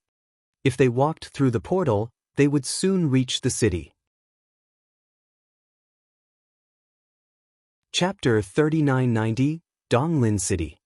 Feng Wu thought, isn't it similar to the Junwo Empire's portal? The Junwo Empire also had a portal from Nest to the imperial capital. Because of that portal, it didn't take Feng Wu much effort to travel between Nest and the imperial capital. Feng Wu was secretly elated when she heard the conversation between the guards and the steward. She didn't want to waste her precious time on traveling. If she could use the portal, she would take advantage of it, but she didn't know what it would be like. Feng Wu hid behind a rockery and watched as the guard and the steward parted ways and headed for the living quarters. Feng Wu moved. Feng Wu had reached the peak of the spiritual overlord stage and shouldn't be underestimated. If she was fully equipped, she might even be able to defeat a level I spiritual saint. Therefore, Feng Wu dragged the guard away without hesitation. According to Feng Wu's observation, the guard was a level 9 spiritual overlord at least. The man struggled, but Feng Wu wouldn't let him. She squeezed his tendons. Lord Jing's guard went limp and couldn't even lift a finger. His pupils contracted when he saw Feng Wu. It was obvious that she wasn't from Sun Castle. Who on earth was she? However, Feng Wu didn't give him any chance to warn other people. Your name? Feng Wu asked indifferently. However, the person wasn't very cooperative. He kept darting around, looking for an opportunity to run away. Feng Wu smiled a little. She didn't have time for this, so she took out the truth serum and sprayed it in the man's mouth. After Feng Wu's improvements over and over again, the truth serum now looked like a small sprayer. All she needed to do was spray it in the person's face. As expected, after a few puffs of the truth serum, the guard felt dizzy and was in a trance-like state. Just then Feng Wu said, "Your name?" "Jing Wei." The man stressed each word. "Jing Wei." Feng Wu didn't like that name at all. "Your job?" "One of Lord Jing's 4 guards." Hence, Feng Wu told the guard to tell her everything he knew. Because Feng Wu had a plan before she caught the guard. She wanted to go to Donglin City to find out the secret of why the Dian Empire wanted to destroy the Junwo Empire. "So, you're going back to Donglin City with Lord Jing, aren't you?" Jing Wei nodded. "Yes." Feng Wu smiled a little. She knew that she had guessed right. "Who's going back this time?" Jing Wei said, "Lord Jing, Senior Ma, and the guards." "Senior Ma? Ma Quan Quan?" "The top spiritual saint." "Time?" "An hour later." Feng Wu smiled. "In that case, tell me everything about you, including all your connections and secrets." If Jing Wei were conscious, he wouldn't have told Feng Wu this. Unfortunately, he was drugged. Hence, he told Feng Wu everything. More than half of the time had passed. Seeing that she was running out of time, Feng Wu. Chapter 3991, Dongsang, Donglin City, 1. Seeing that she was running out of time, Feng Wu knocked the guard out. She then disguised herself as Jing Wei and took off his clothes. Soon, Feng Wu looked exactly like him. As for Jing Wei, naturally, she packed him up and put him in her ring space. That person would be useful in the future. Fearing that she might defile her beautiful master, Feng Wu had prepared a wooden box in a corner of the ring space, so she stuffed the guard into it. After tidying up the place, Feng Wu headed for the courtyard where Lord Jing used to live. As expected, when Feng Wu arrived, Lord Jing and the others had packed up and were ready to leave.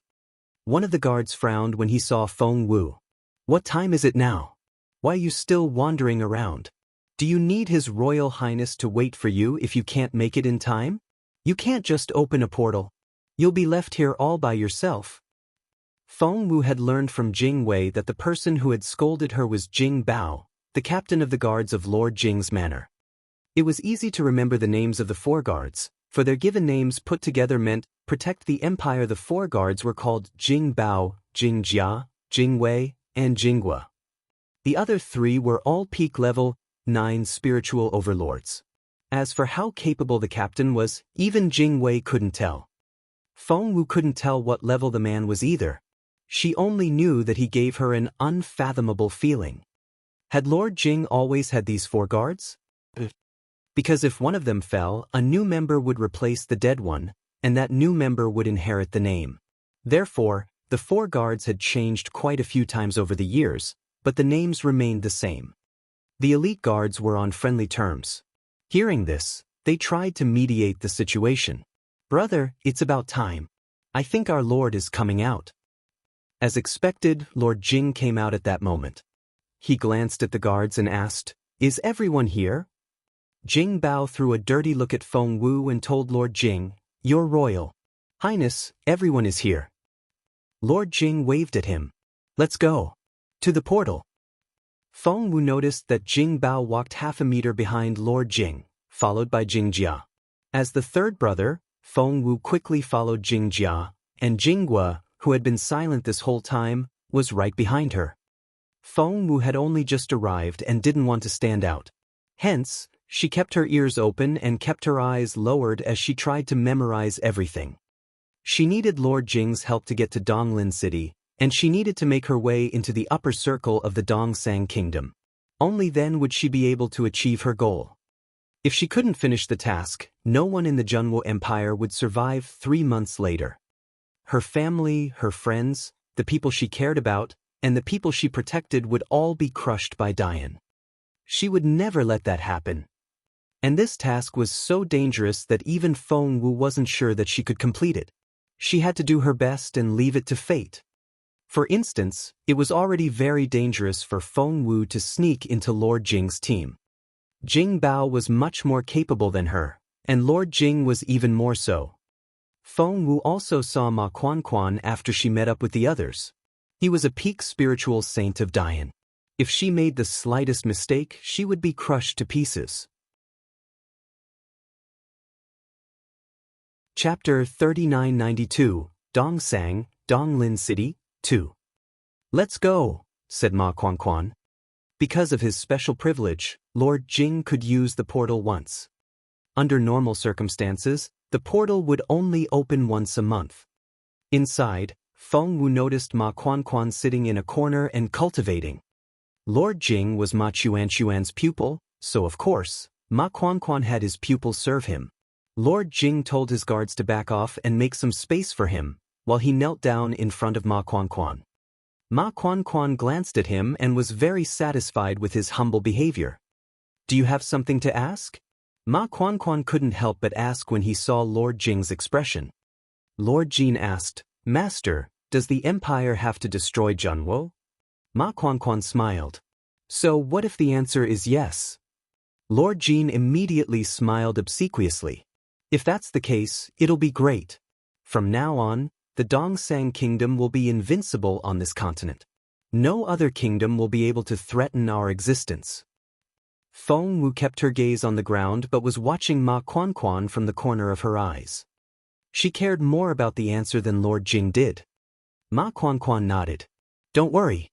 Junwu is doomed." Lord Jing grinned. "That's great. When the Junwu falls, I'll ask His Majesty to let me run the place.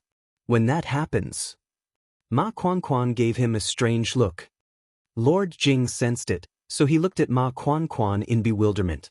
"Master, why are you looking at me like that?" It was as if he was looking at an idiot. Ma Quan said indifferently, "What do you think?" Lord Jing scratched his head and was confused. If that happened, the Junwu Empire would be at their mercy. Was there something behind it?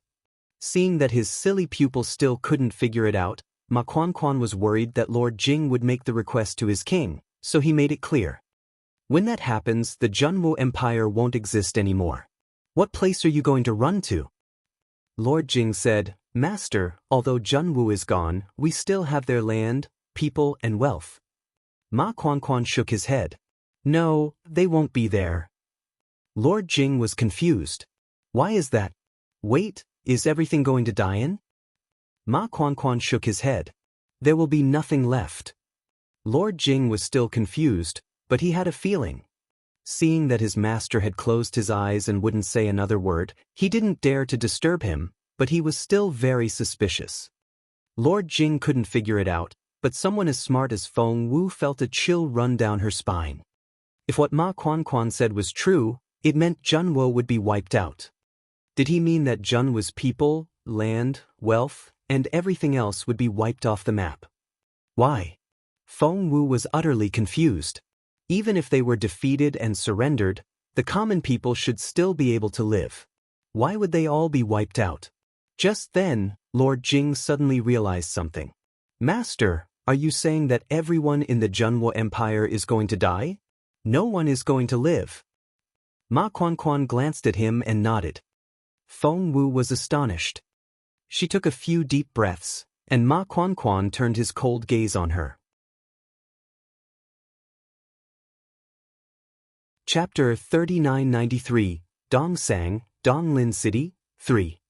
Right now, Feng Wu didn't dare to let anything show on her face. She took a deep breath and buried her astonishment. Luckily, Feng Wu wasn't the only one who was shocked. The other 3 guards and Lord Jing were all in a state of astonishment. Therefore, Ma Quanquan only glanced at her and didn't pay much attention to her. Lord Jing looked at Ma Quanquan in astonishment and wanted to ask more, but the peak spiritual saint waved him off. That's a secret. Don't ask. Lord Jing was experienced enough to know that his master didn't want to reveal more. Ma Quanquan looked at the 4 guards behind him. Lord Jing said, "They've all taken a blood oath. They're loyal to me and won't say a word." Ma Quanquan nodded and said casually, "If they leak the information, we'll destroy their entire clan." Lord Jing nodded immediately. Yes. Feng Wu could sense the other guards tense up. They were so nervous that they looked like statues. Feng Wu's head spun a little as well. She had thought that it was a serious matter, but now that the peak spiritual saint had told her the truth, Feng Wu realized that it was much more serious than she had expected. Even if the Junwo Empire was defeated this time, they would have a chance to revive. That was what Feng Wu thought at first. However, Ma Chuanchuan's words made it very clear to Feng Wu that this wouldn't happen again. Dian was going to get rid of them all. But why? Wasn't Dian afraid of divine retribution? Feng Wu wanted to ask that question, but she couldn't. She closed her eyes and forced herself to calm down. She knew that there had to be something behind it, something she didn't know. The Junwo Empire was a vast empire, and she was the only one that could save it. Therefore, she had to figure out what was going on. They didn't talk again until they were out of the portal. Feng Wu thought that Ma Quanquan would go back to Lord Jing's manor with Lord Jing, but he didn't. Ma Quanquan moved into the imperial palace. Feng Wu asked around and found out that Princess Yanling lived in the imperial palace, and Ma Quanquan was only there to deal with Feng Xiangnan and the other Junwo elders. It was only normal that he was back with Princess Yanling. Lord Jing went straight to the imperial palace and told the king what had happened. Feng Wu could imagine what Lord Jing would report. Patriarch Huyen had ruined the Dongsang kingdom's plan and delayed it by 3 months. Would the Dongsang king attack the northern Yan kingdom? He didn't dare to do it before, but with the help of Dian, the Dongsang king might actually make a move. The 4 guards were able to follow Lord Jing into the imperial palace, but they could only wait in the long corridor outside when the king and Lord Jing were discussing a matter in the study. Feng Wu could faintly hear the sound of porcelain being smashed. The Dongsang king was furious. Before long, Lord Jing came out, and Feng Wu noticed a wound the size of a baseball on his forehead. Blood was oozing out. Jing Bao quickly handed him a hemostatic pack. Lord Jing's face was livid, and his eyes were wide open. Without another word, he headed for the door. Feng Wu and the others quickly followed him. Chapter 3994, Noticed by Lord Jing 1. Feng Wu and the others quickly followed him. Lord Jing went back to his study and slammed the door when they were back at the manor. The 4 guards looked at one another in bewilderment.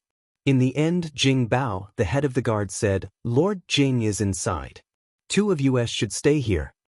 The other 2 will come back to take over the shift in a few hours. Jing Jia and Jing Wei, you're on guard for the first half of the night.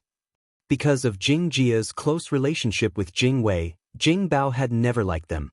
Hence, he left with Jing Gua. After they left, Jing Jia sighed and whispered, Lord Jing is in a bad mood now. I'm sure he'll vent his anger on someone. Let's be careful. Feng Wu nodded earnestly. When she lowered her head was spinning. She wasn't here to have fun. She was here for something big. Putting everything else aside, she had to figure out why the Dian Empire wanted to destroy everyone in the Junwo Empire. Only then would she have a chance to figure out a way to solve it. Feng Wu felt a chill run down her spine when she thought about what would happen when Dian attacked the continent on their own. And she had to find her 3rd senior brother. The 3rd broken star piece was with her 3rd senior brother, so she had to find him and get it. With him as her patron, she could go wherever she wanted. However, the 2 tasks were equally hard. Recalling her capability, Feng Wu sighed inwardly. She used to think that she was very capable, but here in Lord Jing's manor, she was only as good as one of the 4 guards. She couldn't come and go freely in this manner, let alone the Dongsang Kingdom. If only she could become a spiritual saint now. Once she reached the spiritual saint stage, she would rise to a whole new level. When that happened, even Lord Jing would have to treat her with great respect. It would be so convenient for her to travel around. What's on your mind? Jing Jia looked curiously at Feng Wu. Feng Wu said, the captain's capability. Jing Jia said, he's a spiritual saint. Feng Wu said, I knew it. Jing Jia asked, do you want to become a spiritual saint as well? Feng Wu snapped, what do you mean by that? Everyone wants to become a spiritual saint.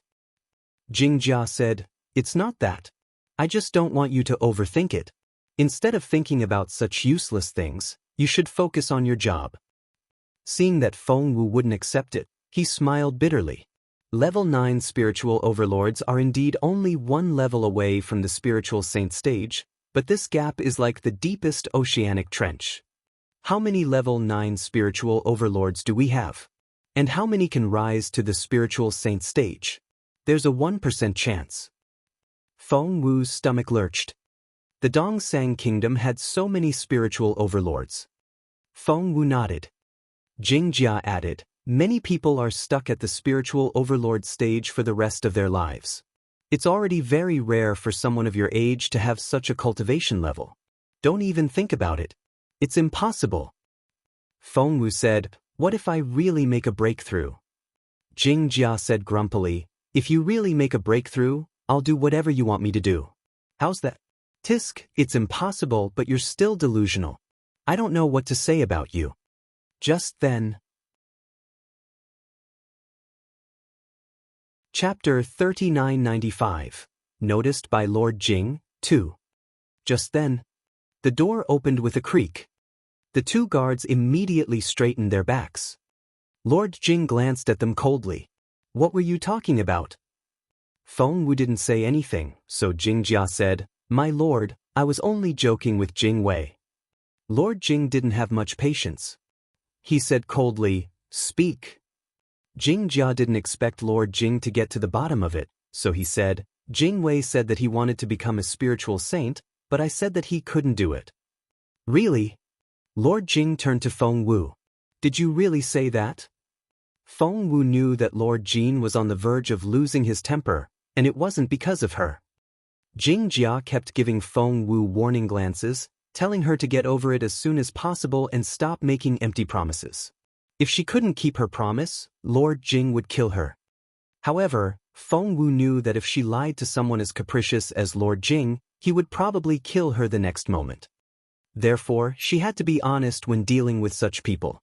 Even if she wasn't, she had to pretend to be. Therefore, Feng Wu lowered her eyes and said in a flustered but calm voice, did say that. I do want to become a spiritual saint as soon as possible. Lord Jing's face was livid, and his eyes were as sharp as an eagle's. Why do you want to become a spiritual saint as soon as possible? Asked Lord Jing casually. Feng Wu said, The Dongsang Kingdom is going to war with the Junwo Kingdom soon. At this critical moment, if I'm stronger, I'll be able to help you. I just want to protect you." Lord Jing didn't say anything for a while. However, Feng Wu could feel the intense gaze on her. If he realized that something was wrong, he would probably cut her neck open. Lord Jing was a spiritual saint. If he found out that Feng Wu was an impersonator here in the manor, Feng Wu would never be able to get away. Anyone else would have been flustered by the sharp look in his eyes. That was what happened to Jing Jia, whose hands were trembling in his sleeves.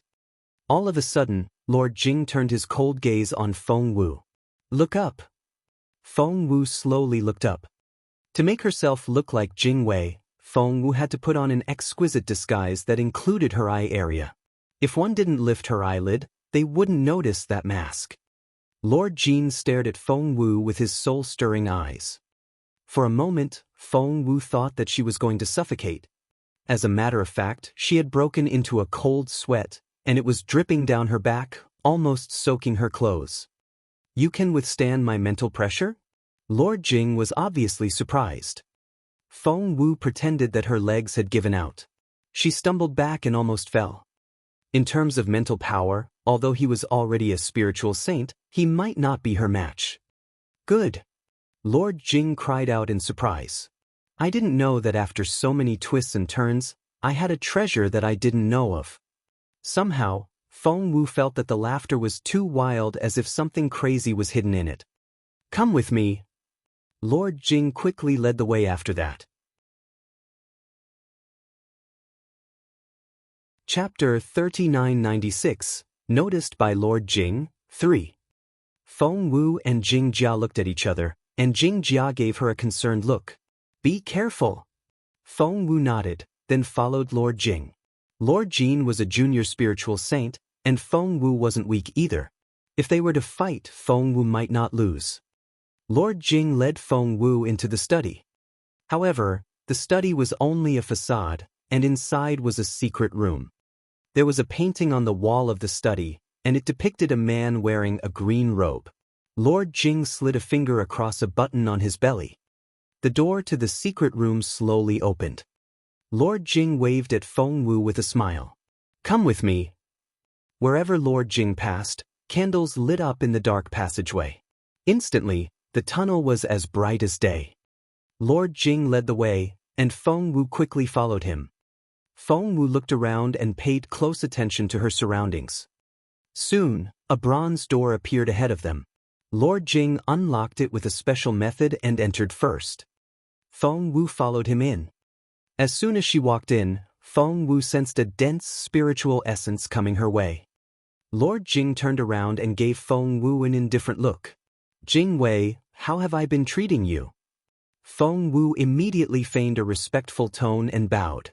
"My lord, of course, you've been very kind to me. I'll always remember that. Are you willing to give up your life for me?" Crossing his hands behind his back, Lord Jing raised his chin and stared at Feng Wu arrogantly. Shocked, Feng Wu felt a chill run down her spine. However, Feng Wu was the most level-headed person. She calmed herself down and said, "It's my honor to die for you." If Lord Jing dared to kill her, she would kill him before he could do anything. Fortunately, Lord Jing guffawed, and the intimidating energy soon dissipated. Lord Jing smiled. "I've carefully chosen you as my guard, and you're very loyal. But you're still one step away from completing the task. I'll only believe you if you can do it. I'll give you a future that'll change your life." Feng Wu didn't care what that future was, but she had to do as Lord Jing said. Lord Jing might sound polite, but if she didn't do as he said, he might try to kill her again. "Look ahead of you. This is the essence pool," said Lord Jing. "You have good mental strength. Temper it well after you go in." Feng Wu saw that it was more like a wooden tub than a pool. The lid was on the bucket and could be removed at any moment. Feng Wu could see smoke rising out of the gaps. And it had already been refined. Feng Wu was amazed. It was an extremely precious liquid that had been purified twice.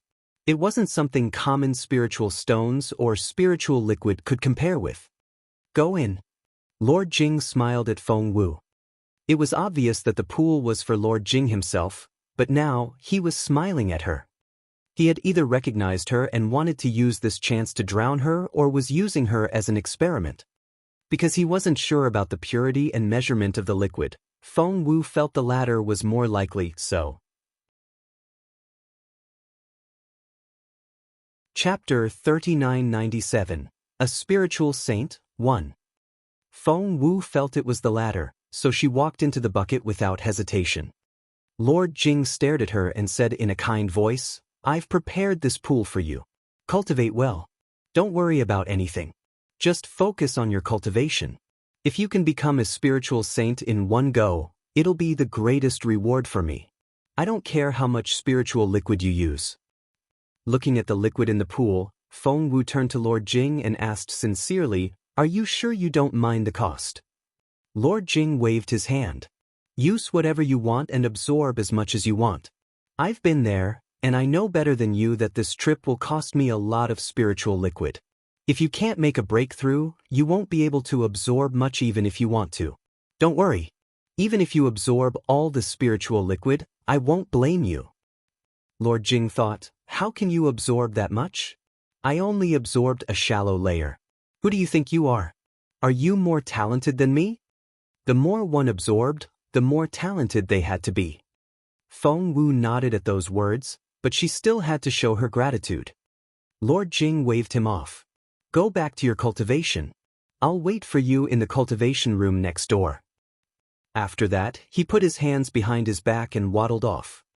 Lord Jing was over the moon. Either way, it was a win-win situation for him. If Jing Wei succeeded, they would have another spiritual saint in the Jing manor. His Majesty would be so happy. Jing Wei failed. Well, it was only natural that he would fail. Success was almost impossible. If he failed, it would mean that the concentration of the liquid wasn't good enough, and Lord Jing could make some adjustments. Jing Wei would be an excellent test subject. What was the harm of that? No matter what, it was still a win-win situation. While Lord Jing went to the room next door, humming a tune, Feng Wu started cultivating. Meanwhile, the other two guards, Jing Bao and Jing Gua, were on their way to change shifts. They were surprised when they saw that the Lord wasn't here and that Jing Jia was alone. "Where's Lord Jing?" Jing Bao asked anxiously. Jing Jia smiled bitterly. "He left." Jing Bao said, "Aren't you supposed to be on duty? Why didn't you stay with Lord Jing? Why did you let him leave? You're not worth it." Jing Jia didn't know what to say. "Where's Jing Wei?" Jing Bao asked anxiously. Lord Jing wasn't here, nor was Jing Wei. Lord Jing took him away, Jing Jia stammered. "Why did His Grace leave with him alone? What happened?" Jing Bao asked. Jing Jia had no choice but to tell her what happened. "What?" Jing Bao stared at Sapphiro in astonishment. "Are you saying that Jing Wei said he wanted to become a spiritual saint?" Jing Jia nodded. Jing Bao snorted. "Who the hell does he think he is? He can't make a breakthrough just because he wants to. He's only a level 9 spiritual overlord. It'll take him decades to make that breakthrough." Jing Bao was the only spiritual saint among the guards, but Jing Wei was so ambitious. "So, His Grace took him inside to cultivate?" Jing Bao frowned. Jing Jia nodded. Chapter 3998. A Spiritual Saint, 2. Jing Bao stared at Jing Jia with a livid face. He was supposed to be the Lord's most trusted man, but before Feng Wu knew it, Jing Bao already hated her.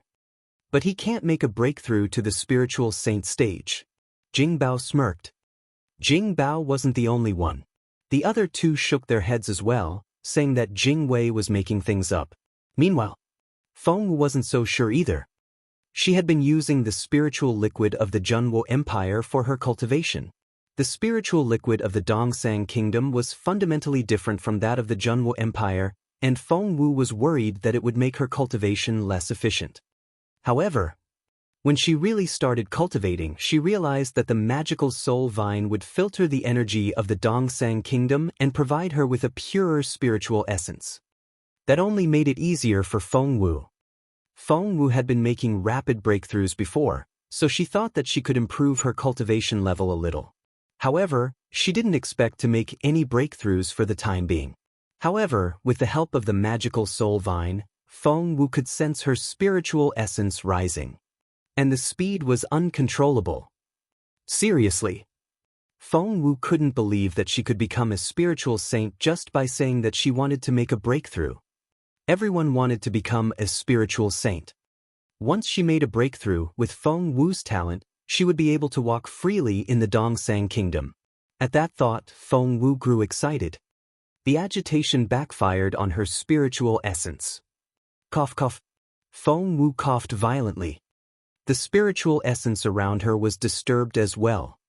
After sensing the chaotic spiritual essence fluctuation in the room next door, Lord Jing looked disappointed and heaved a sigh. It seemed that his guard wouldn't make it. However, he didn't expect to succeed, so he wasn't too disappointed. Jing Wei was only a test subject. What he didn't know was that meanwhile, Feng Wu was rapidly absorbing the spiritual essence in the spiritual liquid. The water had barely reached her chin when she sat down, but now, the level of the spiritual liquid was falling at an unbelievable speed. It dropped from Feng Wu's neck to her shoulders, then to her waist. Feng Wu could sense that she had become a spiritual saint. But it wasn't enough. She was still absorbing the spiritual essence. Feng Wu panicked a little. Wasn't it a bad idea to make breakthroughs so fast?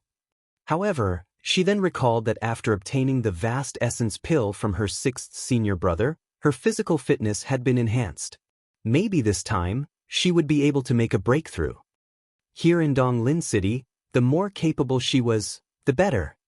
Hence, Feng Wu gritted her teeth and started absorbing the spiritual essence again.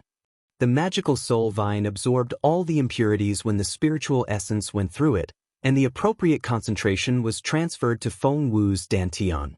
The spiritual essence then flowed through her body over and over again. The stagnant spiritual liquid decreased again. It dropped from Feng Wu's belly all the way to her legs until the pool was empty. But it still wasn't enough. She was so close. The floor of the spiritual liquid pool was made of spiritual bricks as well. And the spirit stones on the shelf that hadn't been purified yet. Feng Wu's frantic power drained them all. Chapter 3999. A Spiritual Saint, 3. Rumble. The familiar sound of a breakthrough rang out again. Feng Wu almost jumped to her feet. A level 2 spiritual saint. She had just become a level 2 spiritual saint. Feng Wu was so excited that she was almost in tears. God was so kind to her. He had given her the power she desperately needed when she needed it the most. A level 2 spiritual saint.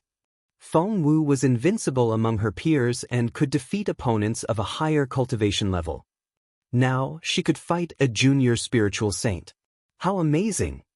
The noise was so loud that Lord Jing rushed in, and what he saw was Feng Wu stood in the spiritual liquid pool and was surrounded by a mess.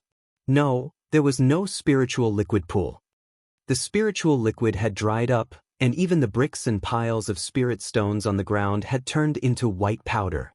Phew! Lord Jing stared at Feng Wu in disbelief. Phew! Feng Wu opened her eyes as well and saw what was going on. One look and she knew that things were getting out of hand. Feng Wu cleared her throat. Lord Jing stared at Feng Wu. Don't tell me that you're a level I spiritual saint now. Level I spiritual saint? What was that? She was a level 2 spiritual saint now. On second thought, Feng Wu realized that she had to do a lot of things in secret from now on, so she decided that she shouldn't reveal her real capability to Lord Jing. She had to keep a card up her sleeves. At that thought, Feng Wu nodded and said, "Yes, I'm a level I spiritual saint now." Lord Jing was baffled. He couldn't understand how the guard could have succeeded. That wasn't possible. Why should I believe you? Lord Jing frowned. Feng Wu opened her palm, and a streak of sword energy flew unhurriedly toward Lord Jing. Lord Jing observed it. It was indeed the spiritual essence of a level I spiritual saint. Before Lord Jing could react, Feng Wu bowed and said, "My lord, this pool of spiritual liquid and these spirit stones are all my fault." Lord Jing had been elated, but hearing Feng Wu's question he shifted his attention to that subject as well. He looked around. What a mess. This was his cultivation room, and he had spent a lot of time and effort preparing all the materials that would enable him to rise from a level I spiritual saint to a level 2-1. Who would have thought? Lord Jing wanted to flare up, but he couldn't. He only stood there with a grim face. Feng Wu put on a pitiful, trembling face. Seeing that a level I spiritual saint was so intimidated by him, Lord Jing was appeased. He feigned a magnanimous tone and patted Feng Wu on the shoulder. "I'm so glad that you've made a breakthrough. That's the most important thing now. I'll get everything ready later." Feng Wu said excitedly, "Thank you, my lord. I promise I'll do my best for you from now on." Lord Jing nodded and liked Feng Wu even more. He had really made a breakthrough, although Lord Jing had lost a lot of treasures in the process. The spiritual liquid inside cost him almost half of the wealth of the Jing Manor. However, it was still worthwhile to have a level I spiritual saint as a subordinate. At that thought, Lord Jing said indifferently, "Fine. Follow me out." He had to show off. Chapter 4000. My Spiritual Saint Guard, 1. Lord Jing was ready to show off. The guard had used up a lot of his spiritual liquid. The thought made Lord Jing's stomach lurch, but he could only feign a happy face. What else could he do? Reprimand the guard and drive him away? He was a rare spiritual saint now. Lord Jing smiled reluctantly and patted Feng Wu on the shoulder. Feng Wu wanted to laugh whenever she thought about what was really going on in Lord Jin's head, but she fought back her laughter and said respectfully, "My lord, I'm borrowing your spiritual liquid, and I'm going to sell my life to you. You can use it however you want. I'll pay you back." That cheered Lord Jing up. The spiritual liquid was a dead thing, but a person wasn't.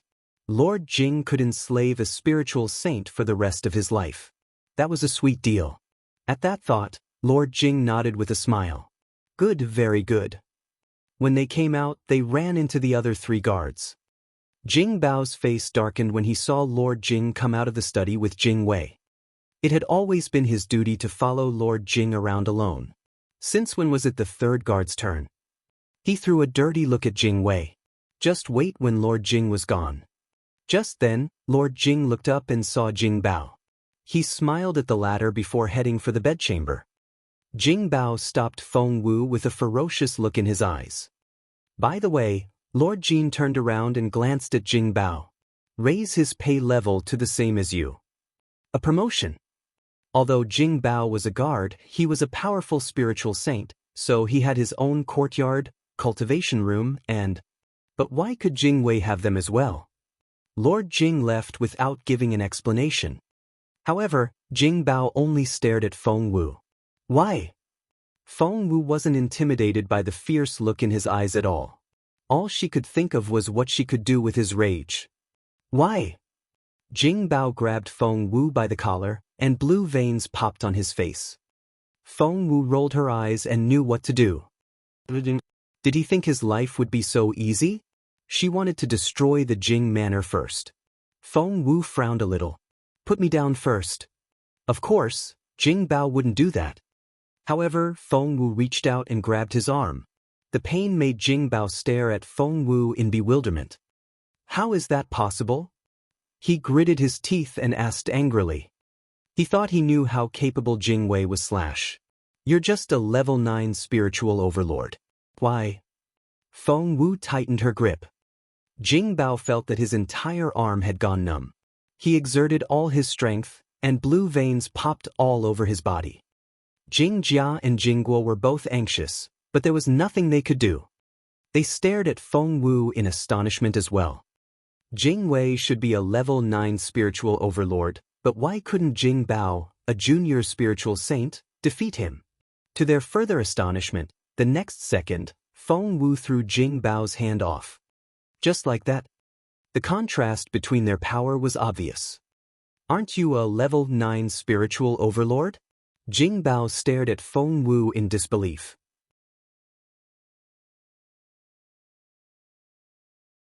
Chapter 4001, My Spiritual Saint Guard, 2. Aren't you a level 9 spiritual overlord?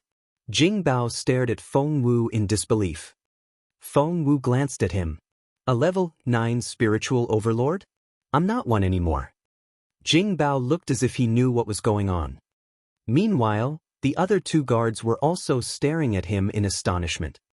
Jing Jia, the second best guard, said, "You were a level 9 spiritual overlord before you went in with the Lord because you said you wanted to become a spiritual saint. How could you?" The spiritual saint stage. Although a level I spiritual saint and a level 9 spiritual overlord were only one level apart, the difference was like heaven and earth. How did you do it? Why did you make a breakthrough? Jing Bao pressed. Feng Wu already had a plan.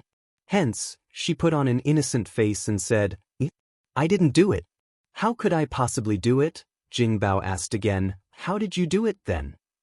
Feng Wu said, Jing Bao bellowed, "Speak." Feng Wu said, "Actually, I really have to thank Lord Jing. If he hadn't prepared so many spiritual liquid and spiritual stones, or if he hadn't taught me in person, I might not become a spiritual saint for the rest of my life. I'll stay loyal to him forever." Jing Bao only heard the first half of what Feng Wu said. "Why is Lord Jing so nice to you? Why did he prepare so much spiritual liquid for you? And why did he give you instructions himself?" Jing Bao stared at Feng Wu. Lord Jing had never given him any instructions when he made his breakthrough, nor had he provided him with any spiritual liquid. Jing Bao couldn't stand it anymore. That was Feng Wu's plan. She wanted to make Jing Bao feel mistreated. Most people had similar feelings. They wouldn't have thought much of it if Lord Jing hadn't given anyone the spiritual liquid, but Feng Wu was playing Jing Wei, who had gained Lord Jing's favor. Moreover, she looked so innocent and matter-of-fact, which only made Jing Bao angrier. Feng Wu knew how resentful Jing Bao felt, for she knew that he had spent all the wealth he had accumulated over the years to become a spiritual saint. Moreover, he had owed a lot of money. He wanted to find an explanation that he could accept. But Feng Wu was doing it on purpose to upset him, and he wasn't going to get what he wanted. She was here to stir up trouble. Feng Wu looked perfectly innocent. "Debt? No, I don't have any. Lord Jing told me to relax and work on my cultivation. If I have a chance to make a breakthrough, he'll help me." Jing Bao clenched his fists in frustration. Feng Wu sighed. "I've absorbed all the spiritual liquid in the secret room of Lord Jing's study. Captain, I'm afraid you'll have to prepare more for me." Jing Bao was astonished. He had extracted the liquid from the spiritual stones himself and had to work for a whole year to finish it, but... "You've used it all?" Feng Wu said guiltily, "That's right. I'm so sorry." Jing Bao's face turned livid. He threw a dirty look at Feng Wu and smirked. "If that's the case, I'd like to see how capable you are now that you've absorbed so much spiritual essence. Bring it on." The third best guard had also risen to the spiritual saint stage, and Jing Bao still needed to demonstrate his ability. Chapter 4002, My Spiritual Saint Guard, 3. Feng Wu looked terrified and waved her hands repeatedly. "Of course, you're the best. You're the best." However, the look on her face infuriated Jing Bao again. The captain said angrily, "Shut up and fight me." Feng Wu waved her hands repeatedly. "No, of course not. I'm not your match." Without another word, the captain struck down at Feng Wu. Thump. They exchanged blows. "Captain, please forgive him." Jing Jia had always been on friendly terms with Jing Bao. He felt that even if Jing Wei had become a spiritual saint, he had only just become one. There was no way that he could be as capable as the captain of the guards. He tried to plead for mercy, but the captain stumbled back before he could finish. However, Jing Wei remained on his spot. Shocked, Jing Bao stared at Feng Wu in disbelief. "Jing Wei?" Feng Wu's aim now was to enrage Jing Bao, so she put on an innocent face. "I didn't mean to." Jing Bao was furious. Again. As he spoke, he drew out the sword on his back. Feng Wu waved her hands in a hurry. Don't get serious. You really can't. However, Feng Wu still drew out her sword in the end. Jing Bao's sword was soon broken. The two onlookers were speechless. Of Konark _ he wouldn't give an _ hilt, he also knew that Ting Wei was already more capable than him. Damn it. Just wait and see. Sensing that he had lost his authority, he pointed at Feng Wu and stormed off after that. Jinghua glanced at Feng Wu and quickly followed the captain. Meanwhile, Jing Jia looked at Feng Wu in astonishment. You've already surpassed the captain? Feng Wu shrugged, pretending that she didn't know what was going on either. I don't know why this is happening. I think it's all thanks to Lord Jing. The captain, who had yet to leave Feng Wu's sight, was so angry that he almost fainted. Captain, Jinghua looked concerned. Jing Bao couldn't take it anymore. But why did that happen? He's a guard, but so am I. I'm the captain of the guards. Why did Lord Jing only give him pointers, and why was he the only one getting the liquid? And there's more to it. It's not as simple as it seems. Lord Jing is only a levelized spiritual saint. What can he possibly teach? Can he make someone more capable than him? So, Lord Jing must have given Jing Wei something precious. He was filled with resentment toward Lord Jing. Normally he wouldn't do this. Even if he wanted to vent his anger on the Lord, he would do it when no one was around. However, Feng Wu had really pissed him off this time. He had no idea that Feng Wu was doing this on purpose. Feng Wu had everything under control, and he would be furious if he knew that. I won't accept this. Jing Bao clenched his fists. Jinghua wouldn't accept it either. Jing Wei used to be the weakest of the four guards. Although Jinghua was the fourth, he was slightly more capable than Jing Wei. He had defeated the latter in the previous competition. But Lord Jing was so biased now. Chapter 4003, Jin Tianyi the Young Prince, 1. Jing Bao glanced at Jinghua. You're much more capable and talented than Jing Wei.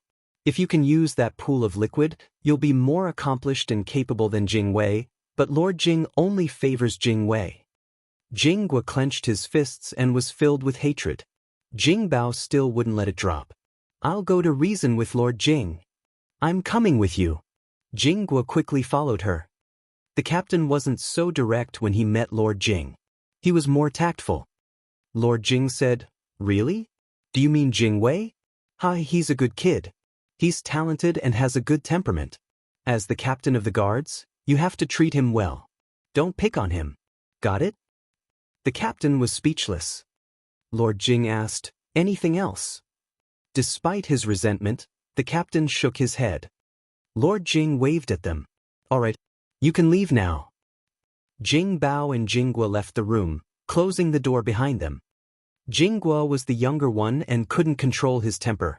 I can tell that Lord Jing is biased toward him. Jing Bao remained silent with a livid face. Boss, Lord Jing is completely on his side now, and he's as capable as you are. Your position as the captain. Jinghua glanced at Jing Bao as he spoke. Jing Bao glared at him, and Jinghua immediately stopped talking. Jing Bao went back to his room and wrote a letter. What Jing Bao didn't know was that Jing Wei already knew his secret, but he didn't dare to tell anyone before. Feng Wu used the truth serum, and Jing Wei revealed everything.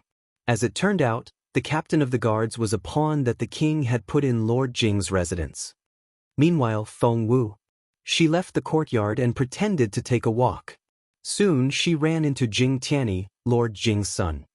He was the only son of Lord Jing, so of course, Lord Jing doted on him. Hence, he gave his son a name that meant he was at the top of the world. Needless to say, Feng Wu had learned about Jin Tianyi from Jing Wei. No one knew what Feng Wu was going to do in Donglin City.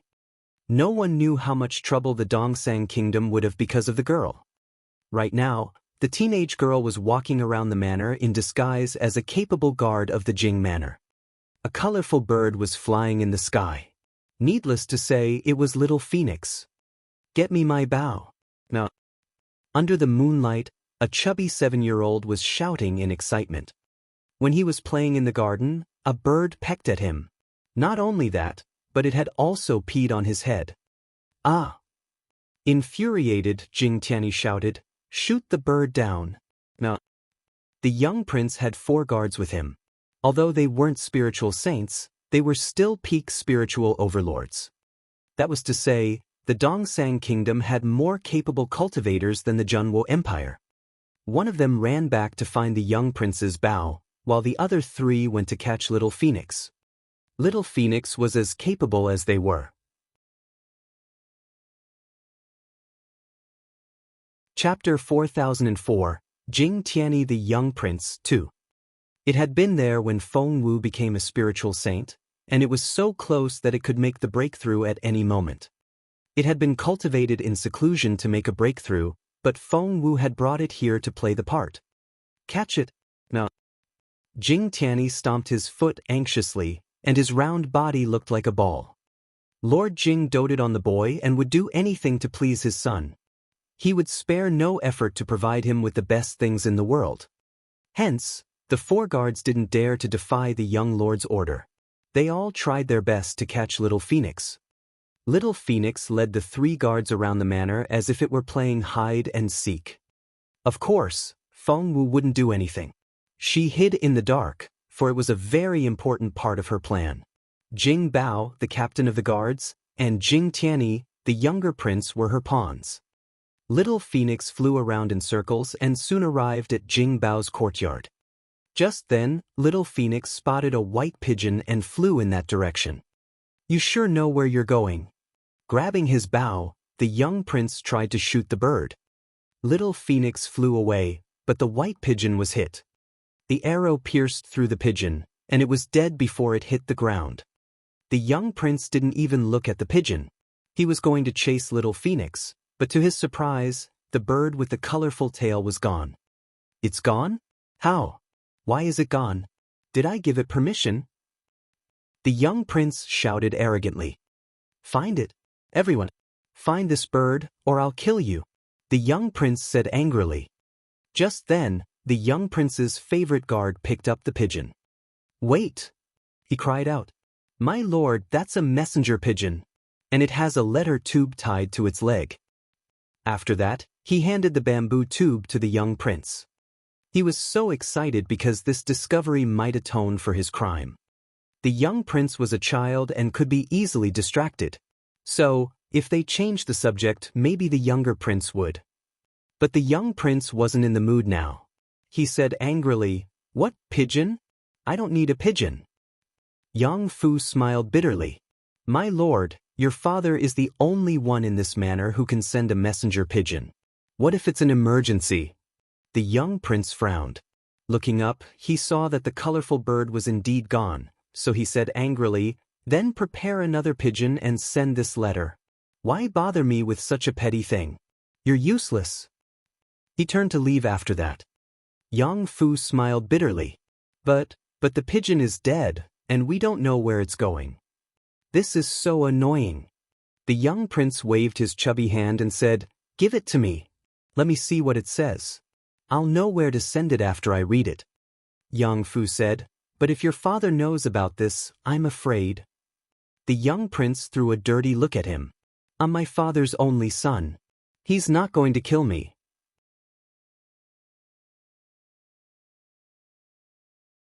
Chapter 4005, Jing Tianyi the Young Prince 3. Yang Fu didn't know what to say, so he handed the letter to the young prince. The young prince impatiently opened the letter, unfolded it, and casually glanced through it. One look and he was dumbfounded. Rubbing his eyes, he looked again and saw that the handwriting hadn't changed. That was to say, he wasn't seeing things. "My lord! My lord!" the guards reminded him in a low voice. Jing Tianyi looked up at a manor a short distance away, and his face darkened. The next moment, he waved his hand and said, "That's enough. Let's go back. Take this pigeon away and clean this place. No one is to know that I killed a pigeon today. Got it?" The young prince wasn't a complete idiot. When he straightened his face, he still looked very authoritative. Yes. The guards exchanged looks of bewilderment. It seemed that something had really happened. Meanwhile, the young prince ran off to find Lord Jing. No one knew what the father and son were talking about in the room, but one thing was for sure: Lord Jing was furious that night. After that, Lord Jing patted his son on the shoulder. "Kiddo, I've underestimated you. Good job." This was the first time that his father had complimented him like this, and Jing Tianyi was over the moon. Clenching his fists, he decided that he would do something else to impress his father. The following day. "Come with me." Lord Jing pointed at Feng Wu and said indifferently. "Yes," Feng Wu said in a hurry. There were 4 guards in total, but he only mentioned Jing Wei's name. Feng Wu stole a glance at Jing Bao, the captain of the guards. As expected, he was so angry that he had clenched his fists. Feng Wu noticed that Lord Jing also glanced at Jing Bao out of the corner of his eye, but his face didn't betray anything. As expected of the merciless Lord Jing, he didn't even bat an eyelash. After leaving the manor, Lord Jing took Feng Wu to the Crown Prince's residence. "His Royal Highness is cultivating and won't see anyone. My lord, please leave." After entering the Crown Prince's residence, Lord Jing couldn't see Night Owl. Instead, he saw Gong Ming, Night Owl's personal guard. Just like Jun Linyuan, Night Owl, the Crown Prince, was also living outside the palace. Feng Wu wondered if the Dongsang King trusted his son as much as Emperor Wu trusted Jun Linyuan. When the Crown Prince left the imperial palace to build his own residence, it was very likely that the Crown Prince would become allies with the officials, which would weaken the king's authority. After all, the king was old, but the courtiers were all ambitious. Night Owl's senior guard used to be Xiao, but unfortunately, Jun Linyuan killed him in the Battle of Northern Yen. Therefore, Night Owl had to find a new senior guard. Lord Jing frowned a little. His Royal Highness hasn't come out of seclusion yet? He must have been doing it for a while. Gong Ming didn't say a word because he was usually an aloof figure. Lord Jing frowned again. "Do you know when he'll come out?" Gong Ming shook his head. His Royal Highness didn't leave a message. He only said that no one was to disturb him. He's cultivating a formidable technique. Lord Jing asked, "A formidable skill? From the Dian Empire? Has he met any of them?" Gong Ming shook his head. "No." Lord Jing rubbed his chin and was lost in his thoughts. What kind of formidable skill was it? Where did it come from? Standing in the manor, Feng Wu looked as calm as ever, but deep down. Chapter 4006, Whose Man? Feng Wu was already surprised. So this was Night Owl's manor. He had built a manor outside the palace as well. Did the Dongsang King trust him as well? What was going on with his unparalleled skill? To Feng Wu, Night Owl had always been an unlucky person. Whether it was the explosion when he held Jun Linyuan in his arms or the fact that she had made him bedridden, Feng Wu found the Crown Prince to be rather unlucky. But what was that unparalleled technique about? Just then, footsteps came from inside. Hearing footsteps, Lord Jing, who had been sipping tea in his armchair, rose to his feet and looked in the direction of the door. As expected. "Your Royal Highness," Lord Jing said cheerfully. Night Owl smiled when he saw Lord Jing. "Uncle, you seem to know that I'm out of seclusion today. Have you been waiting for me?" Seeing Night Owl smile, Lord Jing knew that Night Owl had made a breakthrough. Who can predict that? But I'm indeed very lucky. Feng Wu stood next to Lord Jing and listened attentively. Wait. The more Feng Wu listened, the more uneasy she felt. According to Jing Wei, the relationship between Lord Jing and Night Owl was only SOSO in front of outsiders. However, from their private interaction, Feng Wu could tell that they were very close. However, it was probably because Jing Wei wasn't qualified enough, and Jing Bao had been following Lord Jing around. If that was the case, Feng Wu's plan would be much easier to carry out. She was going to play a big game here in Dongsang City. Lord Jing, Night Owl, and the king of the Dongsang Kingdom would all be her pawns. The Dongsang Kingdom was like a chessboard, but she was only a guard. It was almost an impossible game. However, Feng Wu was very confident in her plan. Just then, Lord Jing asked Night Owl about the so-called peerless skill. Feng Wu pricked up her ears. Speaking of which, Night Owl had only just started talking when he spotted Feng Wu. He frowned. Is Jing Bao not here today? Hearing Jing Bao's name, Lord Jing's face darkened. Night Owl frowned. What happened? Lord Jing smacked the table and said angrily, Do you know who Jing Bao works for? Night Owl paled a little. Lord Jing used to take Jing Bao with him when he came here, and Jing Bao had heard everything they said. Leave us. Lord Jing glanced at Feng Wu. Although she had left, Little Phoenix was still there. Because Little Phoenix could turn invisible, it was sitting in a chair opposite the two men and watching them curiously. It was broadcasting the whole thing to Feng Wu. Jing Bao? Who's he working for? Night Owl gritted his teeth. It seemed that Jing Bao wasn't on Lord Jing's side. Lord Jing pointed at the sky. His Majesty? My father. Night Owl jumped to his feet. Lord Jing sighed inwardly and nodded. His Majesty's man? Since when did he become His Majesty's man? What about our conversation? Night Owl put his hands behind his back and paced around the room anxiously. They are tuning in to the Passion Pages YouTube channel. We're so grateful for your support, and don't forget to subscribe to join us on this incredible journey through captivating stories. Your generosity through donations truly makes a world of difference, as it's the primary source of revenue that allows me to expand and enhance this channel for you. Thank you from the bottom of my heart for being a part of this adventure.